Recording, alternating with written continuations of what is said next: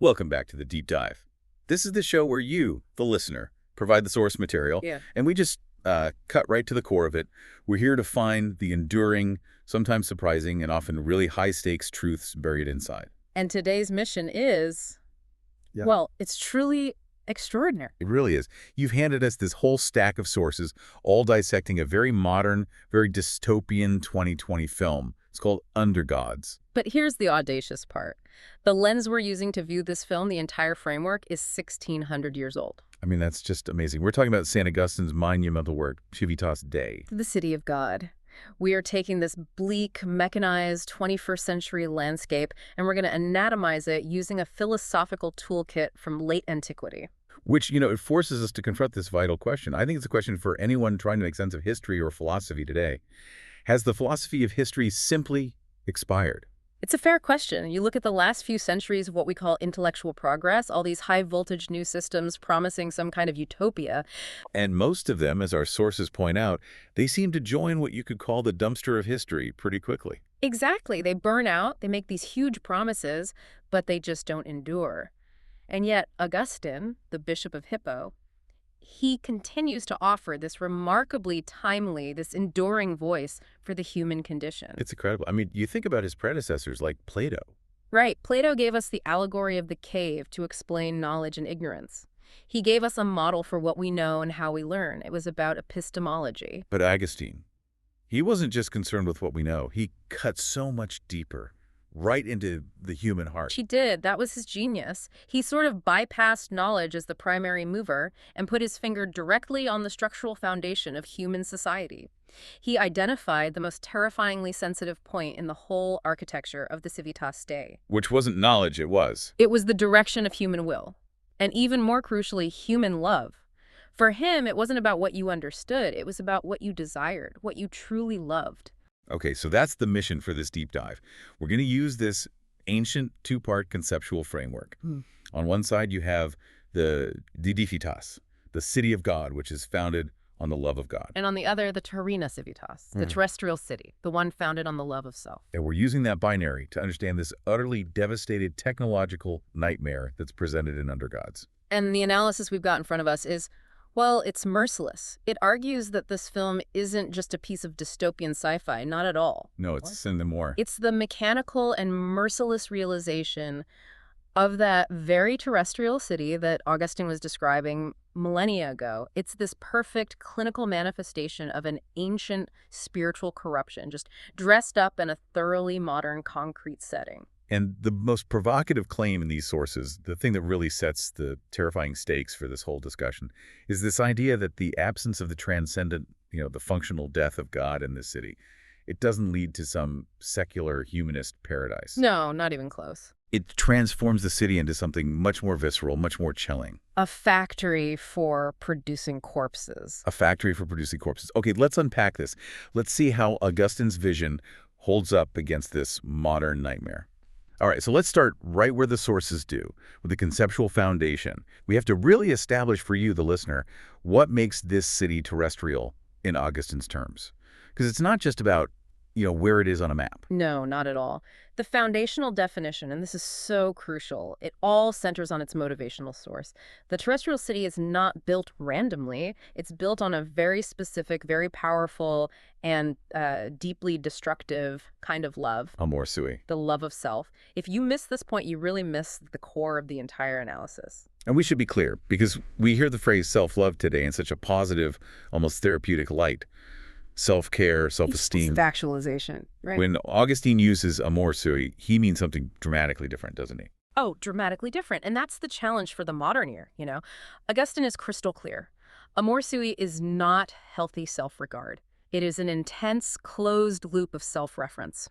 He has this concept, incurvatus in se. The soul curved inward upon itself. Exactly. Instead of loving something transcendent, something outside of yourself, God, truth, your neighbor, you make yourself the absolute center of all value, all desire, all worship. So what are the consequences of that? of turning that radically inward. The consequence is a profound isolation, even if you are surrounded by billions of people. This kind of self-love, it's so far from leading to humanistic flourishing. It actually traps the individual in what one of our sources calls the solitary confinement of frustrated desires and self-knowledge. Frustrated desires. Why frustrated? Because the self is finite. It's temporal. It cannot possibly satisfy the infinite demands it starts to place upon itself. You're basically demanding eternal fulfillment from a source that is, by its very nature, going to die. Yourself. That sounds intensely relevant to our current hyper-individualized world. We're constantly curating a self-image, performing the self online, and yet rates of loneliness and anxiety just seem to climb. Well, is it a surprise? The sources would argue that modern digital life is simply Amor Sui given a massive technological amplifier. Right. Think about it. The pursuit of fame, of influence, of likes, even just accumulating material things, they are all external, temporal attempts to fill this internal spiritual vacuum that's created when the self becomes the only god you worship. When Hans, the merchant we're going to meet in this first chapter, he's the embodiment of this. The physical embodiment. He has all the external trappings of success, the wealth, the status, but his desires are perpetually frustrated because he is locked inside the prison of his own ego. For him, love isn't a source of peace. It's a demanding master. And this foundational self-referential love, it leads directly to the ultimate structure of the Terrena Civitas. It's a city built not just on ambition, but on violence. That's the next critical step in the argument. Augustine identifies the city's true mythological basis, its structural foundation, as fratricide. The killing of a brother. Exactly. The very first terrestrial city in the theological narrative he's working with was founded by Cain. Who killed his brother, Abel. Mm-hmm. And this wasn't an accident, right? It was a choice. It was born from jealousy, from Amor Sui, demanding the elimination of a rival. Precisely. Cain placed his own desire, his own need for glory, above the very existence of his brother. And Augustine just brilliantly reinforces this by linking it to the great secular prototype of temporal power, Rome itself. Rome? Rome was founded on the blood of Romulus killing his twin brother, Remus. That parallel is so profound. Cain and Abel, Romulus and Remus. He's arguing that the fundamental drive to establish temporal control, whether it's a tiny village or a massive empire, it requires the elimination of the competitor. It's in the DNA of the terrestrial city. The elevation of the self above all others, which inevitably results in this perpetual logic of consuming or subjugating the other for the sake of your own survival, your pride, or your profit. So in a city founded on Amor Sui, there can be no true brotherhood. Only competition. Which means, right out of the gate, we're meant to see Undergods not as some random futuristic nightmare, but as the logical conclusion of a millennia-old, blood-soaked competition. The system itself requires your neighbor to be reduced. And the source material really drives this home. It says that in the world of Undergods, your neighbor is never a friend. Your neighbor is reduced to one of three things: a rival, tool, or prey. Oh. If the system demands your perpetual self-advancement, well, then someone else has to be the ladder you climb, the sacrifice you make, or the obstacle you remove. Okay, so if that's the intellectual foundation of the city, let's now, walk through its gates. Let's see how the analysis applies this to the physical and metaphysical atmosphere of the firm's opening chapter. It's titled Geometry of the Fall. And the sources focus really heavily on two atmospheric elements. One is rusty metal. The other is a dense, pervasive fog. This is such critical storytelling, Yeah. and the analysis uses it brilliantly. The landscape itself becomes a kind of theological commentary. The rusty metal immediately signals entropy, decay, the corrosion of time. A mechanical failure. A system that's literally falling apart. Despite its technological basis, right? But the fog is the real key. The fog is the spiritual condition of the place. Let's focus on that fog. There's a character in the film who gives it this terrifying description. He calls it a giant umbrella that will eventually suck everything into a massive sinkhole. That's it. That description is the perfect summary of the existential state of the people living in the Terrena Civitas. The fog isn't just weather. Yeah, metaphor. It's a corrosive metaphysical condition. It represents the complete and total lack of transcendent light. In Augustine's terms, it's the inability to perceive the ultimate good or the ultimate truth because everything is obscured. So this inability to perceive fundamental moral truth is literally the air they breathe. The environment itself is one of ignorant knowledge. Precisely. The source material makes a point of saying that the residents never see the true color of the sun, Everything is veiled. They live in a perpetual state of low visibility. And no visibility is the ideal environment for self-deception. It's the ideal environment for Amor Sui to flourish completely unchallenged because there's no external shining truth to compare your own condition against. The moral compass is just lost in the haze. The atmosphere is a perfect outward manifestation of the inward spiritual state. Yeah. And it immediately sets the tone for the very first human interaction we see. Two men, K and Z. Driving a truck. And their cargo. Corpses. Corpses. This immediately frames the society. The terrestrial city's primary visible economic output is death. It's refuse. It's a city that literally consumes its own inhabitants. And the analysis of K and Z, these corpse collectors, it's vital because they represent what the sources call the everyman's plight. They aren't the villains of the story. No, they're the functionaries. They're the passive citizens who have completely internalized the mechanical logic of this city. And we really need to spend some time with their dialogue because it's so telling. K and Z are talking about dreams, but their dreams, as the source notes, are just repetitive nightmares. They're totally devoid of any genuine hope of salvation or change. Right. K asks, "Do you have any dreams?" And Z just says, "No, not anymore." They have no interior life that's separate from the decay that surrounds them. Their souls are as gray as the fog. That resignation, that's the truly terrifying part. They aren't fighting the system. They're servicing it. They're trapped in what Augustine would call the massa peccati, the mass of sin, the condition of fallen humanity. They are driving the dead, but they themselves are spiritually dead. They've accepted that the city runs on this logic of consumption and disposal. Their only function is to clear the refuse so the machine can keep running. They're essentially saying, this is just how things are. They don't even have a vocabulary for grace or for any kind of external saving action. And this structural resignation just confirms the city's whole foundational premise. That violence, that fratricide, it may not be overt and personal anymore. But it's become routine, it's bureaucratic, it's mechanized. K and Z are the embodiment of a society where suffering is just universal and where hope is a complete absurdity. Okay, so if K and Z represent the inevitable passive victims of this machine, we have to ask, who is the engine? Who is actively driving this whole death machine? And our sources identify one man who perfectly embodies that active corruption. Hans the merchant. Let's pivot to him. Hans is the archetype. He is the successful citizen of the Terrena Civitas. He's wealthy, he's powerful, he knows how to operate within the system, but he is utterly, deeply unsatisfied. His wealth doesn't bring him contentment. Not at all. Right. His spirit is restless. He's always seeking something more, this search for a profit that he needs to be beyond mere calculation. It's this craving for a kind of absolute financial certainty. And this is where Augustine's conceptual toolkit just slides right in again.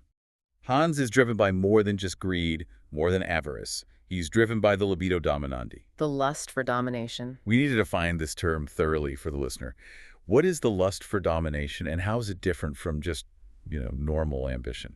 That distinction is so crucial, and you're raising the perfect challenge. Is Augustine just calling ambition or capitalism a sin, and the source material is clear? No, libido dominandi is not merely wanting more money or a bigger share of the market. So it's something deeper. It is the insatiable will to exert ultimate influence and control.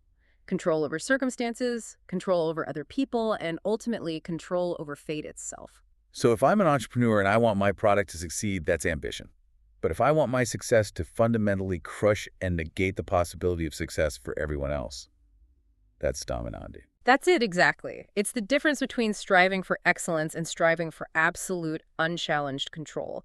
Augustine argues this lust is a core corruption of the human will because it's inherently prideful. Superbia. Pride.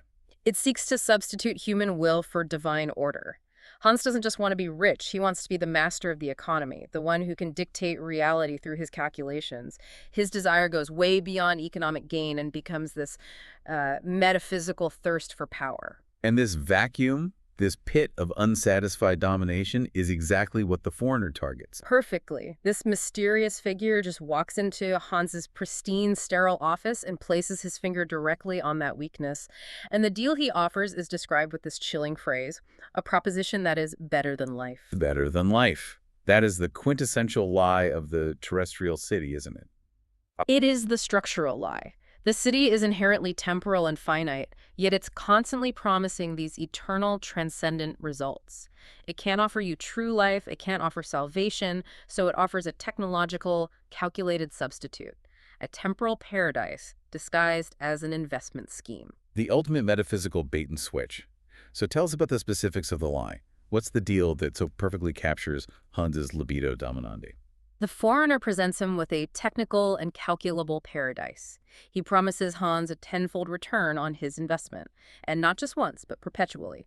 He guarantees that pressure goes up and energy goes up. It's an economic perpetual motion machine. A closed system of self-sustaining, amoral progress. It's perfect rationality applied to an ultimate irrationality. Infinite growth in a finite world. And maybe the most important psychological element of this deal is the secrecy. The fact that Hans is told he has to keep this plan hidden from his own trusted advisors. This is where Amor Sui, that self-love and pride, manifests as total isolation. The foreigner recognizes that community, the counsel of others, the truth. That's the enemy of this ultimate scheme. He tells Hans, these plans must not go among your advisors, but remain between you and me. And Hans makes the choice. He chooses to enter this little individual cell of avarice. He cuts himself off from communal wisdom because he's so mesmerized by the lie of infinite private profit and control. He sacrifices his professional and social integrity for the illusion of ultimate control.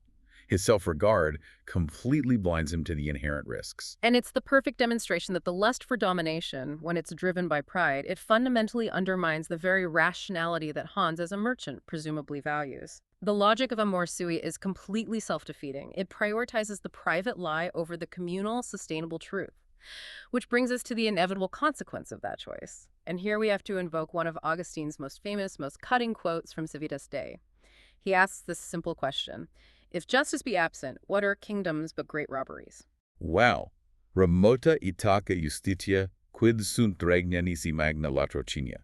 If there's no justice, any power structure is just organized crime on a grand scale. It's a profound statement on political legitimacy, and Hans's personal story is the microscopic, devastating realization of this great robbery. In his relentless, self-serving pursuit of that promised tenfold profit, he betrays the most fundamental human bonds. The bonds of family, of trust. The sources detail how his neglect is just palpable, specifically toward his daughter, Maria. He's obsessed. His pursuit of this scheme completely overshadows his duty as a father. He ignores her need for connection, for safety, and then the scheme inevitably turns on him. The foreigner steals the plan. And kidnaps Maria, and suddenly the catastrophe moves from abstract economics to personal, blood-soaked reality. But the most chilling, the most defining moment of this whole chapter analysis is Hans's reaction when he learns the full truth. This is the moment we see the final, tragic victory of the Terrena Civitas logic in his soul. It truly is. Maria's fiancé, Johann, he tries to engage the external system of justice. He tries to call the police to report the catastrophe and save Maria. But Hans physically stops him. He prevents the intervention. Why? I mean, why would the instinct to preserve his own reputation trump the immediate existential threat to his own daughter? Because exposing the matter would mean admitting his own monumental failure. It would mean admitting his irrationality, the self-serving nature of his ruinous deal. And in the terrestrial city, which is ruled entirely by appearances and status, the preservation of outward appearance and pride, superbia, is infinitely more valuable than human lives. Even his own daughters. He prioritizes his ego, his dignity, his reputation over her very existence. Let's just dwell on that idea of superbia, of pride. It's often called the chief of sins, and here it proves to be absolutely destructive. It's not just arrogance. It's the active choice to cling to an illusion, no matter the cost. Pride is the ultimate act of self-sufficiency. It says, I am the one who failed, and I cannot allow external forces to witness or judge that failure. Hans's pride shields him from accountability, from the truth, but at the same time it condemns Maria to the consequences of his actions. It's the perfect tragic outcome of Amor Sui. Total dehumanization achieved through the desperate, ruinous act of self-preservation. He chooses the closed loop of self-regard over his most basic human duty. Confirming that the city is, in fact, founded on the logic of fratricide. Even if this time the victim is his own flesh and blood, sacrificed on the altar of his reputation. And this disastrous choice, it immediately precipitates the physical collapse of Hans's world. It sets the stage for the film's horrific climax, his literal and metaphorical descent into what the sources call the hellish factory with Johann. Right, and this factory, as the analysis states, is the unavoidable logical end of the closed-loop materialism that Hans chose. It's the physical heart of the Terrena Civitas finally exposed. It's the ultimate metaphor for the city's true function, which is consumption. Hans pursued a system that was supposed to serve him, to grant him infinite profit and control, and now that very system utterly enslaves him. And the dialogue we get here is so crucial. It speaks directly to this displacement of moral agency in a purely materialistic city. One of the characters just laments, "It's the market's fault, not mine. We can't live this way." That is the confession of modern man right there. You acknowledge the suffering, you recognize the failure, but you absolve yourself of guilt by deifying the system. The market, the system, the economy, these become the new idols. The transcendent forces. Exactly. They can't be controlled, and therefore you can't blame the individual for what they do. The market is just the mechanical embodiment of the collective self-love of its creators, but nobody takes responsibility for designing the machine. So what happens when we strip away that spiritual and moral framework and place all responsibility onto a purely mechanical system? What is the final measurable value of a human being in this factory? It is measured only in terms of meat. We get that gruesome, irreducible quote from the source. We sell the big one for meat. This is the ultimate cold, secular reduction. Let's really interrogate that for the listener. Why is the reduction of man to meat the most inevitable consequence? Isn't there some non-religious moral system, like humanism or something, that can prevent this final nihilism? This is where Augustine's structural critique becomes just devastatingly effective. Right. If you eliminate God, which for Augustine is the source of all non-material, inherent, and eternal value, what non-material measure is left? Right. Humanism tries to replace the divine with the intrinsic worth of man, but without a transcendent anchor for that worth, it becomes subjective. It's subject to change. It's subject to economic necessity. So in the mechanical self-referential world of the Terrena Civitas, if I decide your inherent worth is economically inconvenient for me, who's going to stop me from reevaluating that worth? Nobody. Without the transcendent, man is just a complex mass of matter, a resource. Something to be bargained over, measured, and sold. The factory is simply running the calculations that were required by Hans's own initial scheme. He wanted a tenfold return, and now the system demands a return on him. And his final fate is exactly that. It's a chilling transaction. The man who sought ultimate profit becomes the object of the transaction himself. The source material focuses on the haggling over the price of his body. He bargained 52 lots. He's stripped of his dignity, his pride, and finally his humanity, reduced to a commodity unit. And this gets back to the nature of justice in this city. This isn't poetic justice. It's not a moral intervention from some divine source punishing him for his pride. No, absolutely not. This is the horrifying mechanical justice of the Terrena Civitas. The system is purely transactional, it's efficient, it does not care about morality, it only cares about balancing the books. Hans was consumed by Amor Sui and the logic of profit, and so when the calculations demand it, he is consumed by the very same logic. His own operating principles just devour him whole, transforming him into cheap meat. This whole factory sequence and this constant threat of being consumed, it brings us to the broader social structure of the city, specifically the concept of peace, the Terrena Pax. Augustine's idea of earthly peace. And he taught us this peace is never built on justice or charity. It's always fragile. It's just a balance of power and mutual fear. And in the world of Undergods, this peace is constantly collapsing. As the sources observe, nobody is safe. The stability only exists as long as mutual fear of exposure outweighs individual greed. But since the foundation of the whole thing is Amor Sui, the default setting is betrayal. Always. Neighbor betrays neighbor because fundamentally they see each other as rivals, tools, or prey. And this sense of constant fragility, it even permeates the attempts at bureaucratic control, which is how modern cities try to manage the fallout of all this self-interest. The sources mention these completely dysfunctional bureaucratic systems. Like the management building for Ruth and Ron's apartment complex. Right, which is run by stand-in supervisors. This is such a powerful structural detail. The absence of the real overseer, or management, is the secularization of the absent transcendent. There is no ultimate authority ensuring true order or justice. The management systems are just placeholders. They're empty shells. Because the human actors running them are inherently corrupted by the same self-love. The bureaucracy just organizes the inevitable decay. So if that transcendent authority is gone and the systems are hollow, what is the default state of man, according to Augustine? He's very clear. Humans, in the absence of divine grace, or gratia, they're left to their own devices. And they are perpetually destined to devour one another because their foundation is flawed. The bureaucratic manager is just as susceptible to Amor Sui as Hans the merchant was. The failure isn't in the design of the management system. The failure is in the soul of the people running it. It's a systemic failure that is rooted in a spiritual deficiency.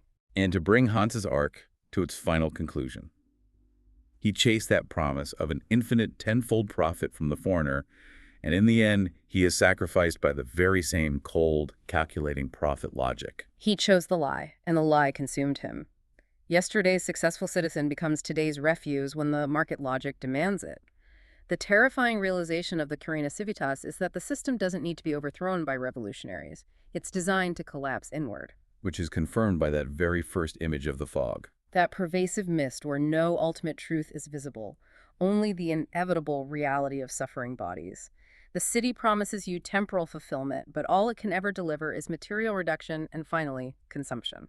That was an incredibly dense and a really insightful deep dive, taking this cinematic landscape of Undergods and running it through a 1,600-year-old intellectual framework from Saint Augustine. Let's try to synthesize the core concepts we covered for you, the listener. Okay, so we established that the terrestrial city, the Terrena Civitas, is fundamentally defined not by its geography, but by its foundational love, Amor Sui, self-love. And we defined that as the soul curved inward, incurvatus in se, which traps the individual in isolation and frustrated desire, no matter how wealthy they are. From there, we saw that this city is structurally violent, founded on the logic of fratricide. It's perpetually predisposed to eliminate the other. And we saw how that self-love then manifests as the catastrophic libido dominandi, the lust for control, in the character of Hans the Merchant. That lust for control leads Hans straight into the great robbery, where he sacrifices his own daughter just to preserve his most cherished possession, his outward appearance and his pride, superbia. Which confirms that in the Terrena Civitas, ego outranks existence. Every time.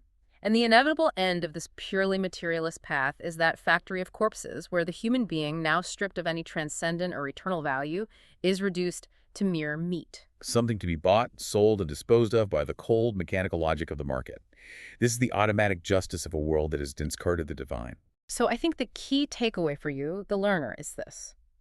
The pervasive instability and the crisis of our modern hyper-technological cities is not merely economic or infrastructural, although that's often the symptom we see. No, it's something deeper. It is fundamentally a metaphysical crisis. And Augustine, writing as the Roman Empire was declining, he defined the structural inevitability of this failure perfectly. He did. A city built on Amor Sui is inherently unstable. It is doomed to cannibalize its own citizens because its fuel source, the human ego, is finite, corrupting, and competitive by nature. It's an unsustainable model of existence. Now, as we dig into Chapter 2 of the source analysis, we're zooming in, way in. The chapter title says it all, really. The geometry of isolation, the hell of concrete in the low Earth orbit.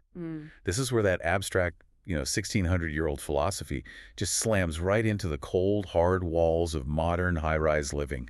It's the perfect illustration, really. If the earthly city is defined metaphysically by self-love, we have to look at how that rot manifests at the micro level. In the smallest unit. In the most sacred and fundamental unit of society, the home and the neighbor. Right.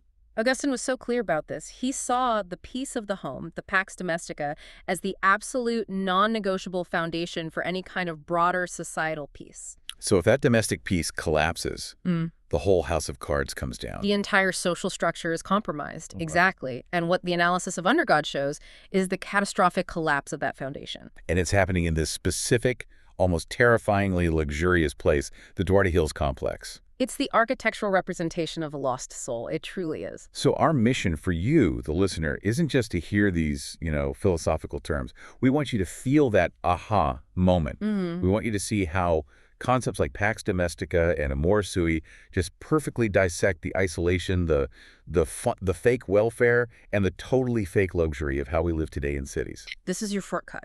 Your way of understanding that those thick concrete walls, they're designed to keep the world out, but they always fail. They fail utterly. Yeah. Because the true evil, the real problem, this lack of love, it's already on the inside. It's deeply rooted. Yeah. So let's start there. Let's define what Augustine actually expected the home to be, and then look at how Duarte Hills just completely inverts that ideal. Okay, so to really get the horror of the film's setting, we have to first establish the stakes, the Augustinian ideal. What are we aiming for? For Augustine and for classical Christian theology in general, the home was so much more than just a place to sleep. It wasn't just, a place to store your stuff. Okay. In City of God, the home was meant to be a small, living, breathing picture of the city of God itself. It was a sanctuary, a divine miniature. So a place where divine law was supposed to reign, not just arbitrary human whims. Precisely. It was built on a very specific, loving hierarchy. Yes, there was paternal authority, but that authority was always aimed at the good of the dependents.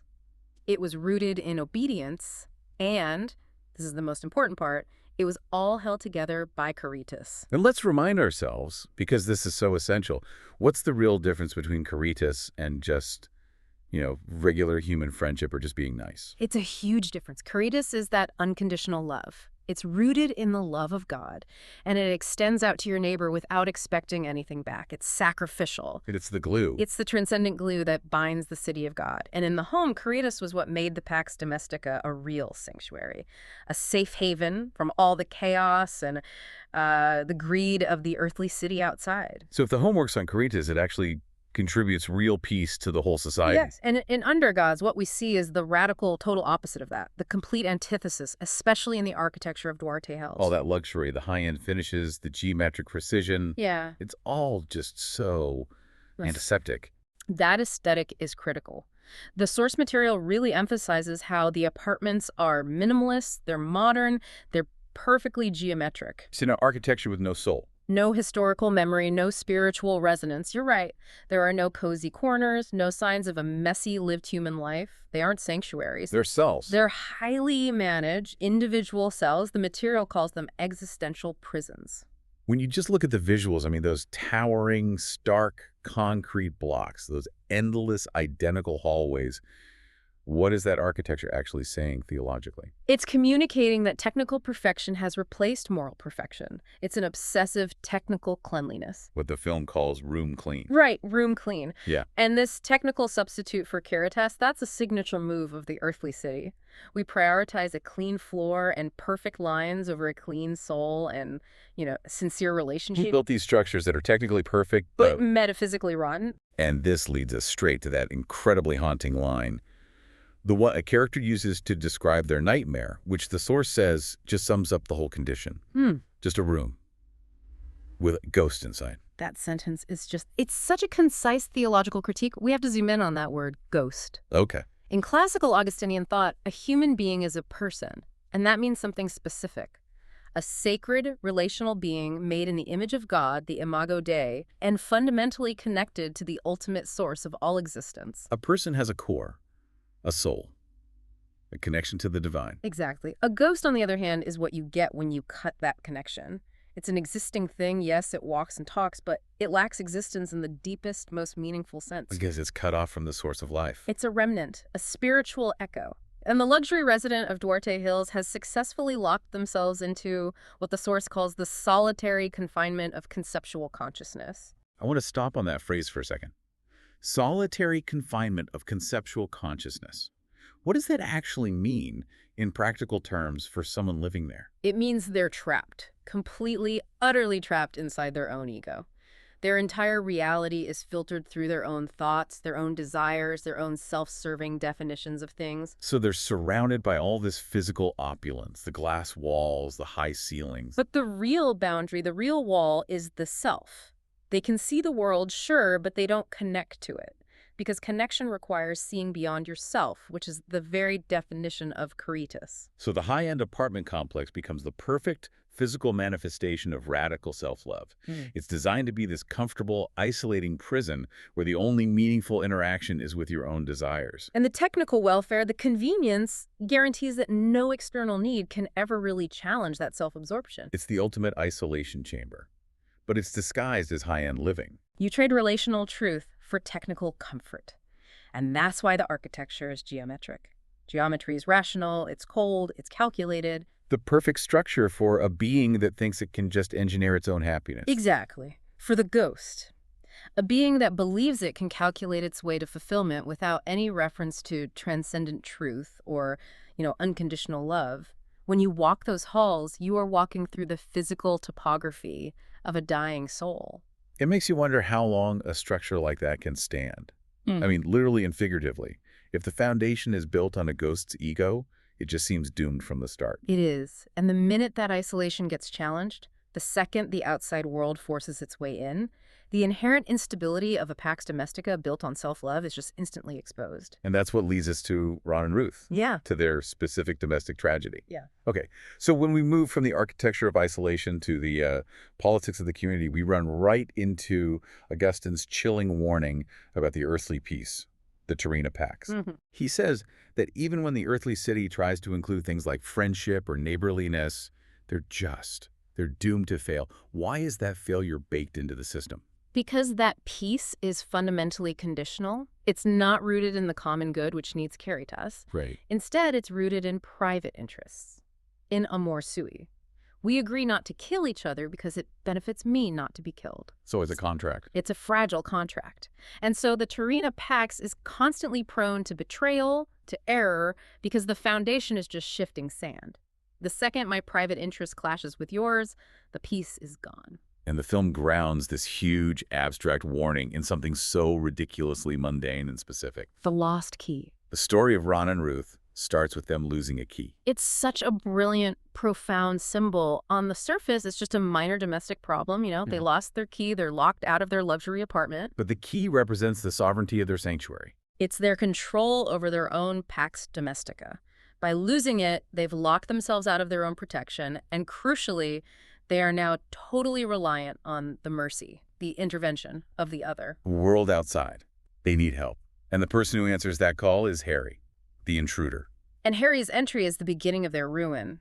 He opens the door for them, seemingly this ultimate act of neighborly kindness, but he immediately starts to introduce this theological poison. You have to notice his language. He speaks in these high-flown, almost messianic terms. Yeah. The analysis calls it literary language. And he's promising a housing revolution. Okay, we have to stop here and really break this down. The source material draws a direct line from Harry's calculated secular promise to the ancient Christian heresy of Pelagianism. That feels like a big leap.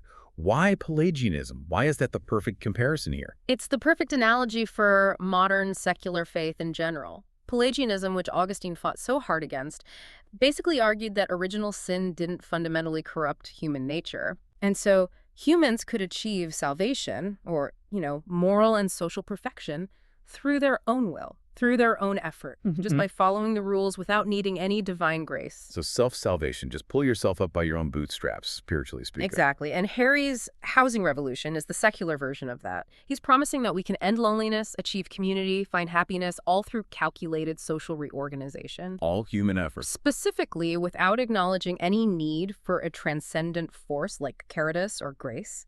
He is offering Ron and Ruth self-salvation through better community management. He literally says, we are at the beginning of a housing revolution. You won't be alone anymore. And that promise, delivered in the absence of God, it just transforms the end of loneliness into a curse. Precisely, because where does that desire to end loneliness come from in the first place? It comes from that metaphysical lack, the ghost condition we talked about. Harry promises to fill that metaphysical hole with bureaucratic transactional connection. So the word revolution here carries that, what the source calls a demonic hidden meaning. Because it's trying to replace the divine order. With something purely human, purely technical, a promise of pure welfare. Harry is basically saying, you don't need a soul, you just need a better social structure. And Augustine warned us, any structure built on pure human ambition, on the strength of the will without grace, is inherently unstable, and it's ultimately abusive. Which brings us right to the core corruption. The relationship itself just degrades into commerce. Right. Harry claims, I won't be a parasite. But in a world without caritas, every single relationship is just a negotiation of mutual utility. It's the law of the jungle, basically, the law of the Terrena Civitas. If there's no unconditional love, then the only reason I engage with you is if you provide some kind of interest or profit for me. When Harry says he won't be a parasite, the very fact that he has to say it proves that parasitism is the default state of things. And, of course, he immediately becomes the ultimate domestic parasite. His actions just prove the point. The nature of these earthly relationships is intrinsically parasitic without that higher connecting moral bond. He invades their space, their privacy. Eventually, their marriage. It's just a transaction. It's founded on two self-interested parties. Ron wants to manage the situation, Ruth wants relief from her isolation, and Harry wants control. The minute one party stops being useful, the transaction ends. It's usually through exploitation or betrayal. It's that constant, agonizing possibility of betrayal that defines the so-called peace of Duarte Hills. They're trapped in a world where everyone is a potential threat, just masked by this geometric politeness. It raises a really powerful question for you, the listener. How many of our own modern interactions are built on this fragile layer of mutual utility? When that utility goes away, does the friendship go away? Or worse, does it turn hostile? And that's exactly what Ron and Ruth discover. They find out the price for Harry opening her door is the total collapse of their personal boundaries and their relationship. The failure of their Pax Domestica just becomes unavoidable. Okay, so the source material focuses heavily on that moment. The mask of civility just completely drops. It goes from utility to open aggression. And Ron, I mean, bless his heart, he tries so desperately to keep the veneer of the social contract intact. Oh, he clings to it. He clings to this secular religion of forced civility. Right. He tries to manage the crisis with these empty psychological formulas. And when Harry's behavior becomes just intolerable, Ron literally quotes the rule book, his own, self-imposed rules. He says, we always say three things. Number one, be nice. It's just so poignant in how inadequate it is. Be nice. It's this cheap, secularized version of Christ's command to love one another, but it's completely stripped of any transcendent meaning. It's a behavioral algorithm. That's all it is. It's not about being good. It's about being compliant. A temporary social fix. Purely to prevent the inevitable collapse into that Hobbesian war of all against all. It's about maintenance, not flourishing. It requires no soul, only effort. And because it has no ontological root, it's not tied to any higher reality. It just shatters. The minute real pressure is applied, it breaks. And that pressure mounts spectacularly, which leads to Ruth's verbal explosion at Ron. She just completely takes her own mask off and reveals this profound internal emptiness she's feeling. She lashes out, "You ruined my life. You made you ugly. I wish you were dead." This is a profoundly Augustinian moment. This is exposed moral ugliness. For Augustine, human ugliness was directly tied to sin. And sin is fundamentally the act of turning away from absolute beauty, which is God. So ugliness is a moral deformation. It's a spiritual decay that happens when the soul becomes totally fixated on the self. But Ruth, because she's locked in her Amor Sui, she can't recognize her own internal decay. She has to project it. Precisely.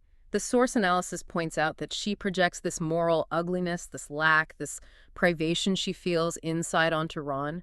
He's the closest available vessel. She's forced to look at the consequences of their life choices, the emotional sterility of their whole Duarte Hills dream. And instead of taking responsibility for her own spiritual failure, she weaponizes it against him. So Ron isn't just her husband anymore. He's the mirror she desperately wants to break. He's the physical, visible scapegoat for her metaphysical emptiness. And her ultimate statement, "I wish you were dead," that reveals the terrifying logic of unchecked self-love. If her environment, including Ron, prevents her total self-satisfaction, if his very existence occupies space she feels she deserves, then his existence has to be nullified. That's Amor Sui taken to its logical domestic conclusion. Eliminate anyone who interferes with my totally self-defined world. And this psychological horror is placed right next to the perspective of innocence. The child's gaze. Augustine wrote a lot about lost innocence, and here, the children are the only ones who haven't been totally submerged in the ideological fog of the adults. They see the truth. The adults are conditioned to ignore it, and that specific anecdote, the girl in the elevator, is so chilling because it shifts the focus from psychological ugliness to metaphysical reality. She tells her father she saw an ogre and that it looked like a nasty monster. And the father is the perfect representation of modern secular rationality. He clings to logic. He tries to suppress her intuition, saying, "Witches are not real, I told you." He's teaching her the rules of the Terrena Civitas. The rules are, if I can't quantify it, it doesn't exist. But the child insists. She insists on a different kind of empirical evidence. She says, "We saw the evidence today." She's reporting the ontological truth of the situation. She saw Harry, the neighbor, but she saw him for what he truly is on a spiritual level. So we have to ask, what is the ogre, according to this Augustinian analysis? The ogre is the transfigured man. He's the human being of the earthly city whose soul has been structurally deformed, inflated by the sin of sui amor. So Harry, the intrusive neighbor, he's not just a bad guy. No, He is the physical, grotesque manifestation of this moral deformation made visible. And the luxury apartment, with its thick concrete walls and its security doors, was designed to keep monsters out. But it failed. It failed because the spiritual deformation, the ogre, was already among them. He was right next door. And that confirms Augustine's famous definition of evil, doesn't it, Malum? Exactly. Evil is not a substance that comes into the room from outside. It's a privation of good. It's a lack. The lack of caritas created a spiritual vacuum inside Ron and Ruth's home. And Harry the Ogre just exploited that existing void. The secure home was already doomed, not by an external threat, but by the internal spiritual decay of the people inside it. They created the ogre through their own self-love, and he simply made himself at home. And the child sees the truth that the parents, who are blinded by their feigned welfare and their rationalized existence, they just can't process it anymore. That really makes the ogre not some fairy tale monster, but a reality report on the consequences of building your life on shifting human ambition. And think about the implication. The ogre looks like your neighbor. The ultimate horror is that the source of your destruction is the person that society tells you to trust, the person standing right next to you in that geometric hallway. So as the story just spirals downward, the analysis turns to the film's most devastating critique of modern intimacy.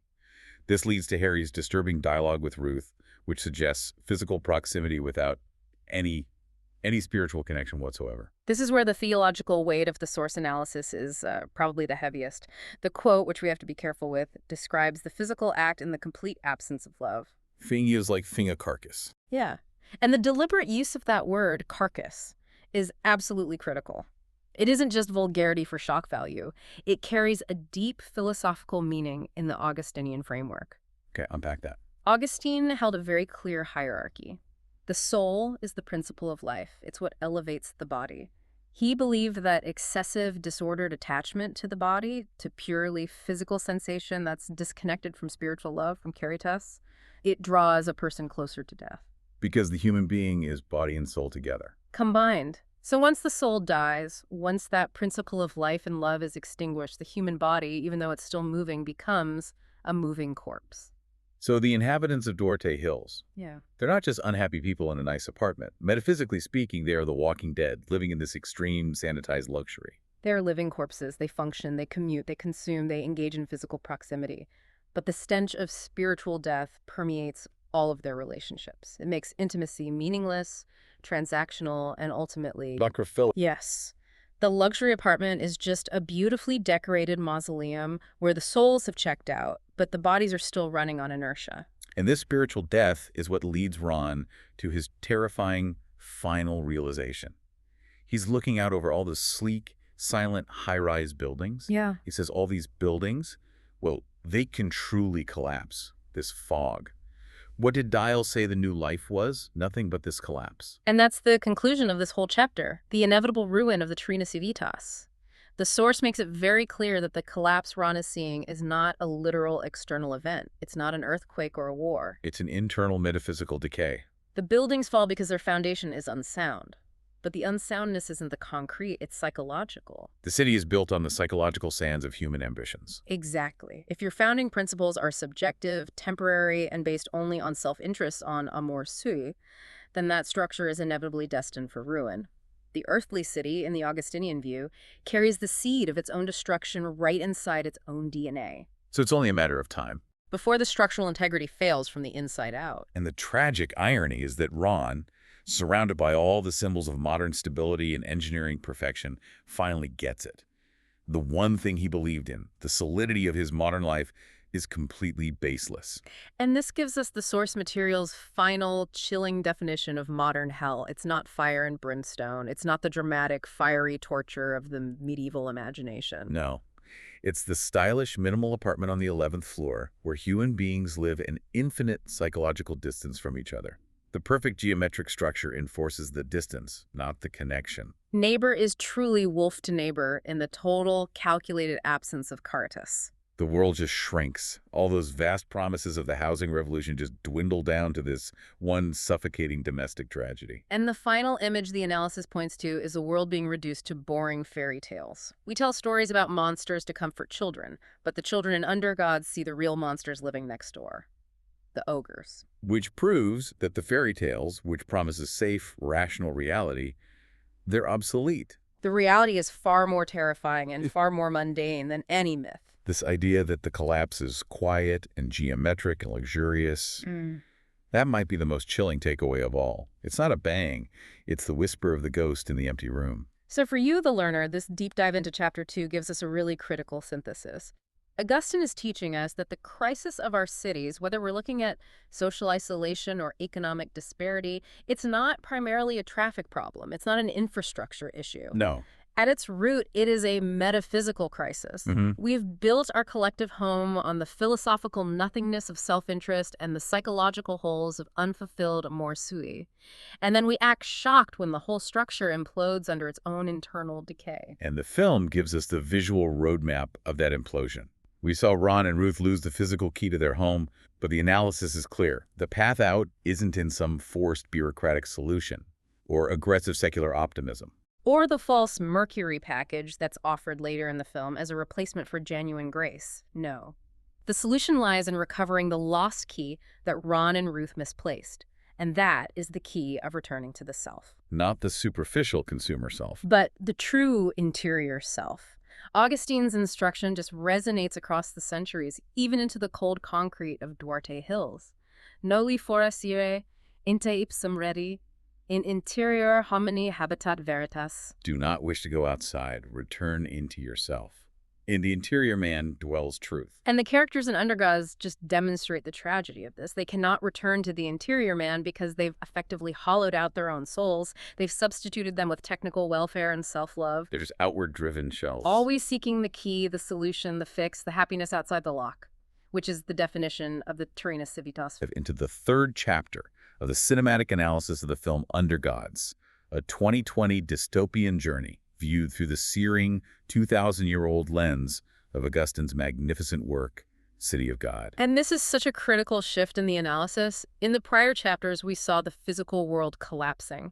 You had the rotting concrete, the decay of the infrastructure, the literal corpse haulers. It was all external. Right, the visible decay. Exactly. This chapter, it shifts the cinematic focus entirely. We move away from the external geometry of physical collapse to the internal psychological geometry of spiritual isolation. The mission of this deep dive isn't to simply review a movie.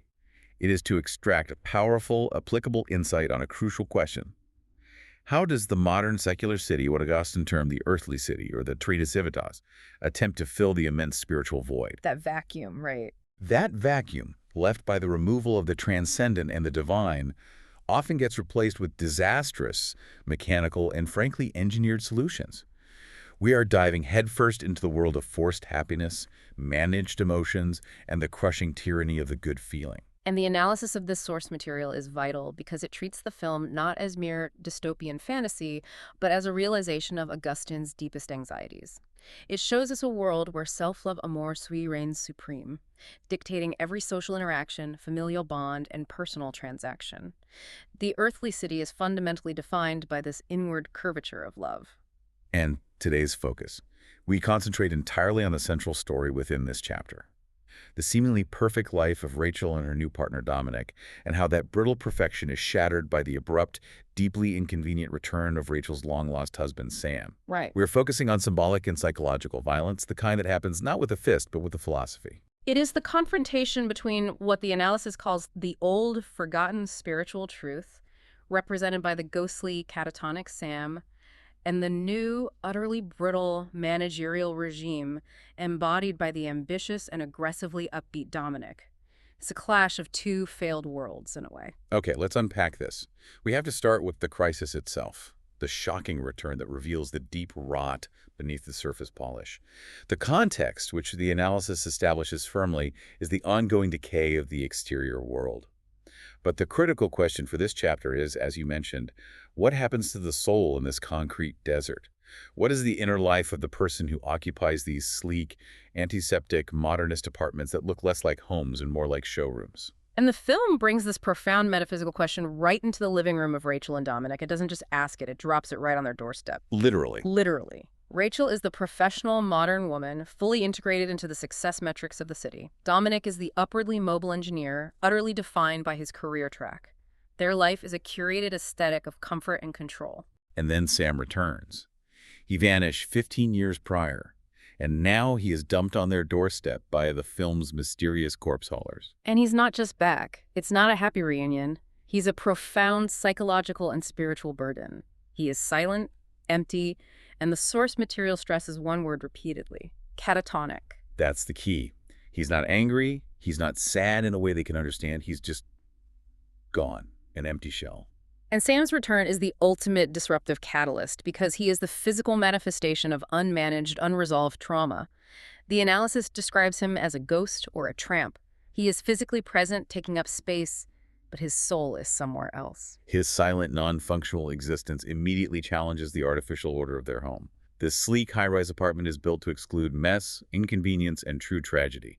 Sam brings all three home. The moment he is there, their perfect life is contaminated. He represents the return of the repressed reality that the secular city promised they could escape. A city built on the promise that the past can be erased, or at least managed away. And this is where we must connect the dots to Augustine's core idea about existence versus personhood.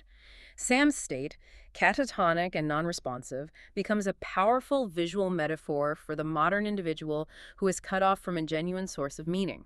How so? What's the distinction? Well, Augustine argued that the true person, capable of moral action, love, and understanding, is connected to the source of existence, which, for him, was God.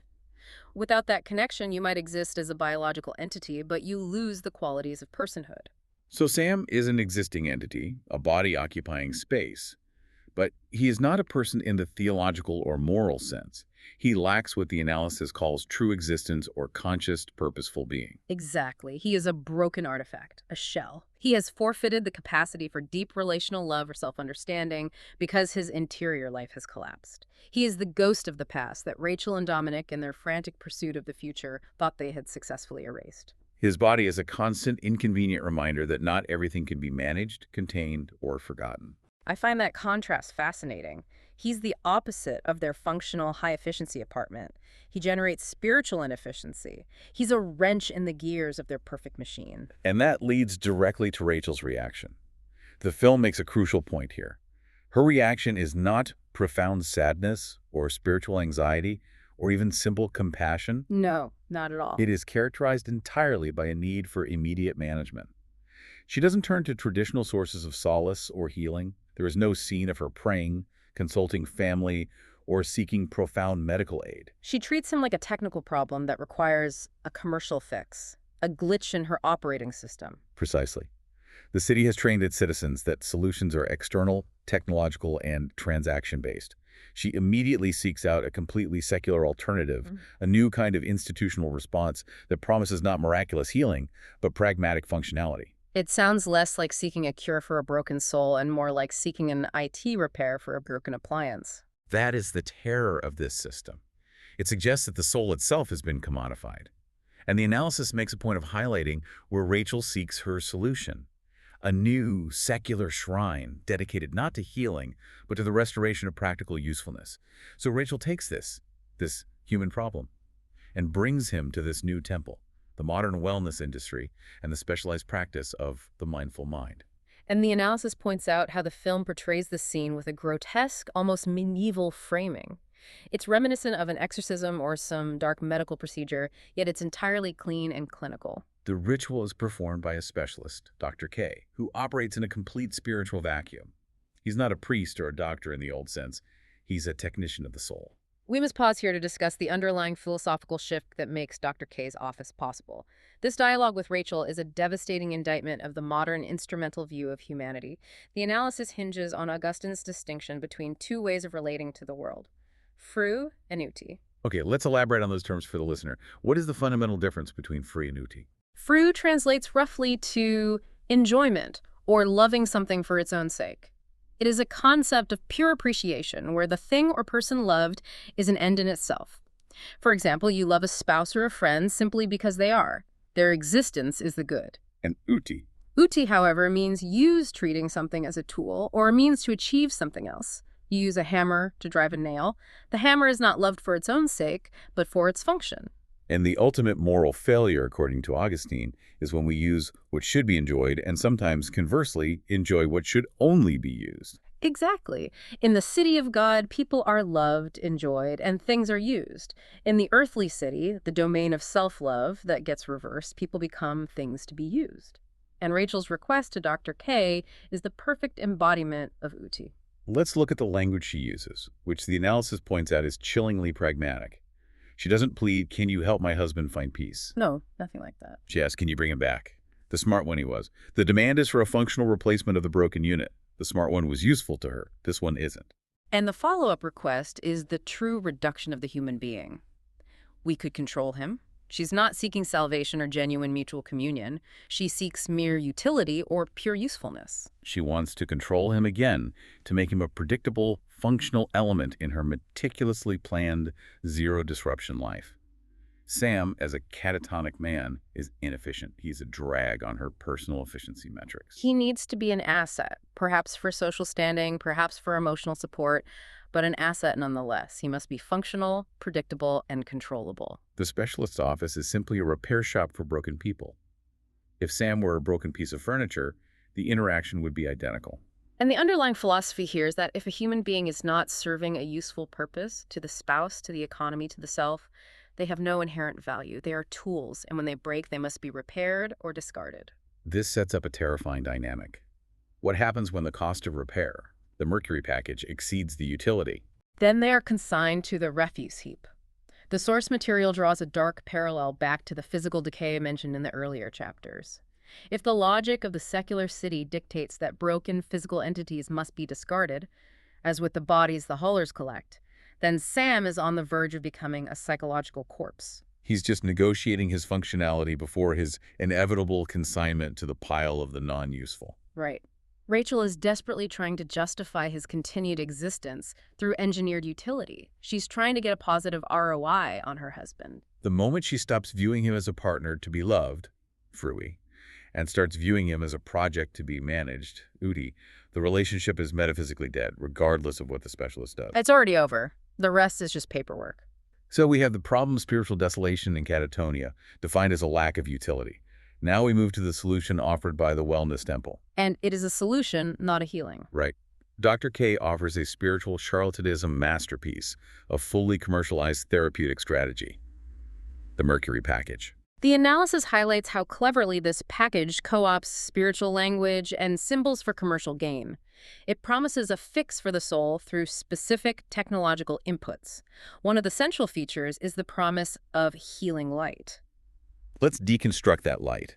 If we go back to Augustine and Plato, light was the profound central symbol of divine truth, ultimate reality, and spiritual mystery, accessible only through discipline, humility, and grace. It was the ultimate metaphor for understanding. And here, that eternal divine concept is reduced entirely to a commercial option.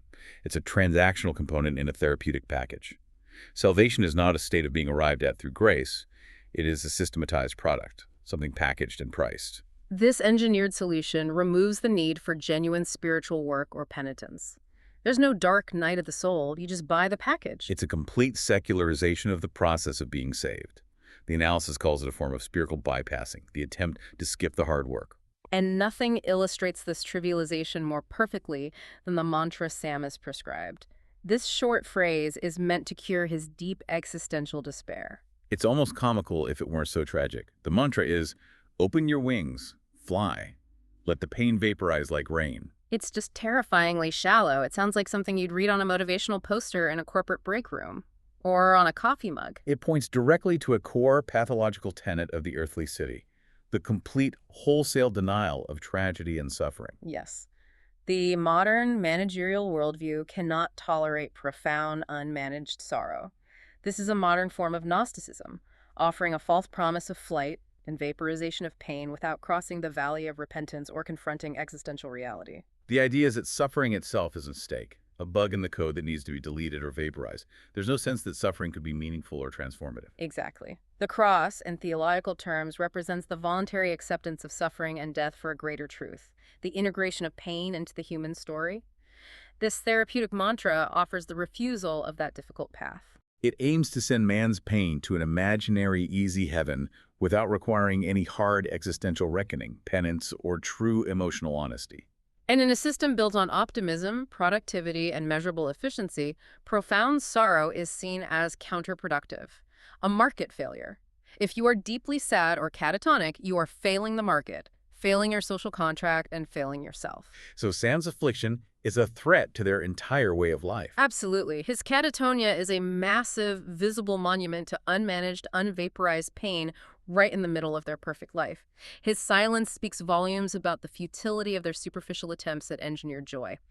He is the ultimate anti-slogan to the tyranny of forced positive thinking. It's the constant silent voice saying the Mercury package doesn't work, and they can't stand that. And because they cannot tolerate that monument to sorrow, they turn up the volume on the other end of the spectrum: forced, manufactured, mandatory happiness. This necessity for control brings us directly to Dominic. Dominic is the polar opposite of the catatonic Sam. Sam is spiritual inertia. Dominic is relentless, managed, superficial energy. He is the other primary force in this chapter, and he embodies the bureaucratic form of the lust for domination, Augustine's Libido Dominandi. He is the ultimate model citizen of the earthly city. The analysis describes him as aggressively shallow, intensely ambitious, and utterly obsessed with external validation. Crucially, he defines his very being by his professional titles. He is anxiously awaiting his promotion to senior engineer. His existence is distilled down entirely to his job title. He's not defined by who he is, his intrinsic being, but by what he manages, what he possesses, and the status he holds. If he loses the title, he loses himself. So his entire moral universe is built around that pursuit of status. Which brings us back to the idea of earthly peace, the Terrena Pax. Augustine believed this peace was always inherently fragile because it was based not on true justice or shared love, but on a temporary balance of power and mutual fear. And Dominic enforces his version of domestic peace through the rigorous, constant dictatorship of positive thinking. He attempts to manage reality itself. His entire professional and domestic environment is built on the rigorous control of his subordinates and, naturally, his wife and surroundings at home. Sam is a threat to this fragile peace because he is uncontrollable, non-compliant, and, worst of all, sad.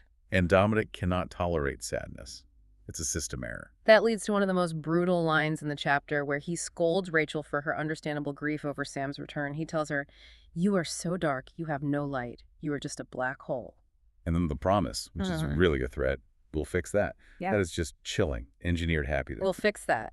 That's the soul treated as a corporate project management task. In this city, happiness is not a spiritual possibility. It's a mandatory prerequisite for functionality.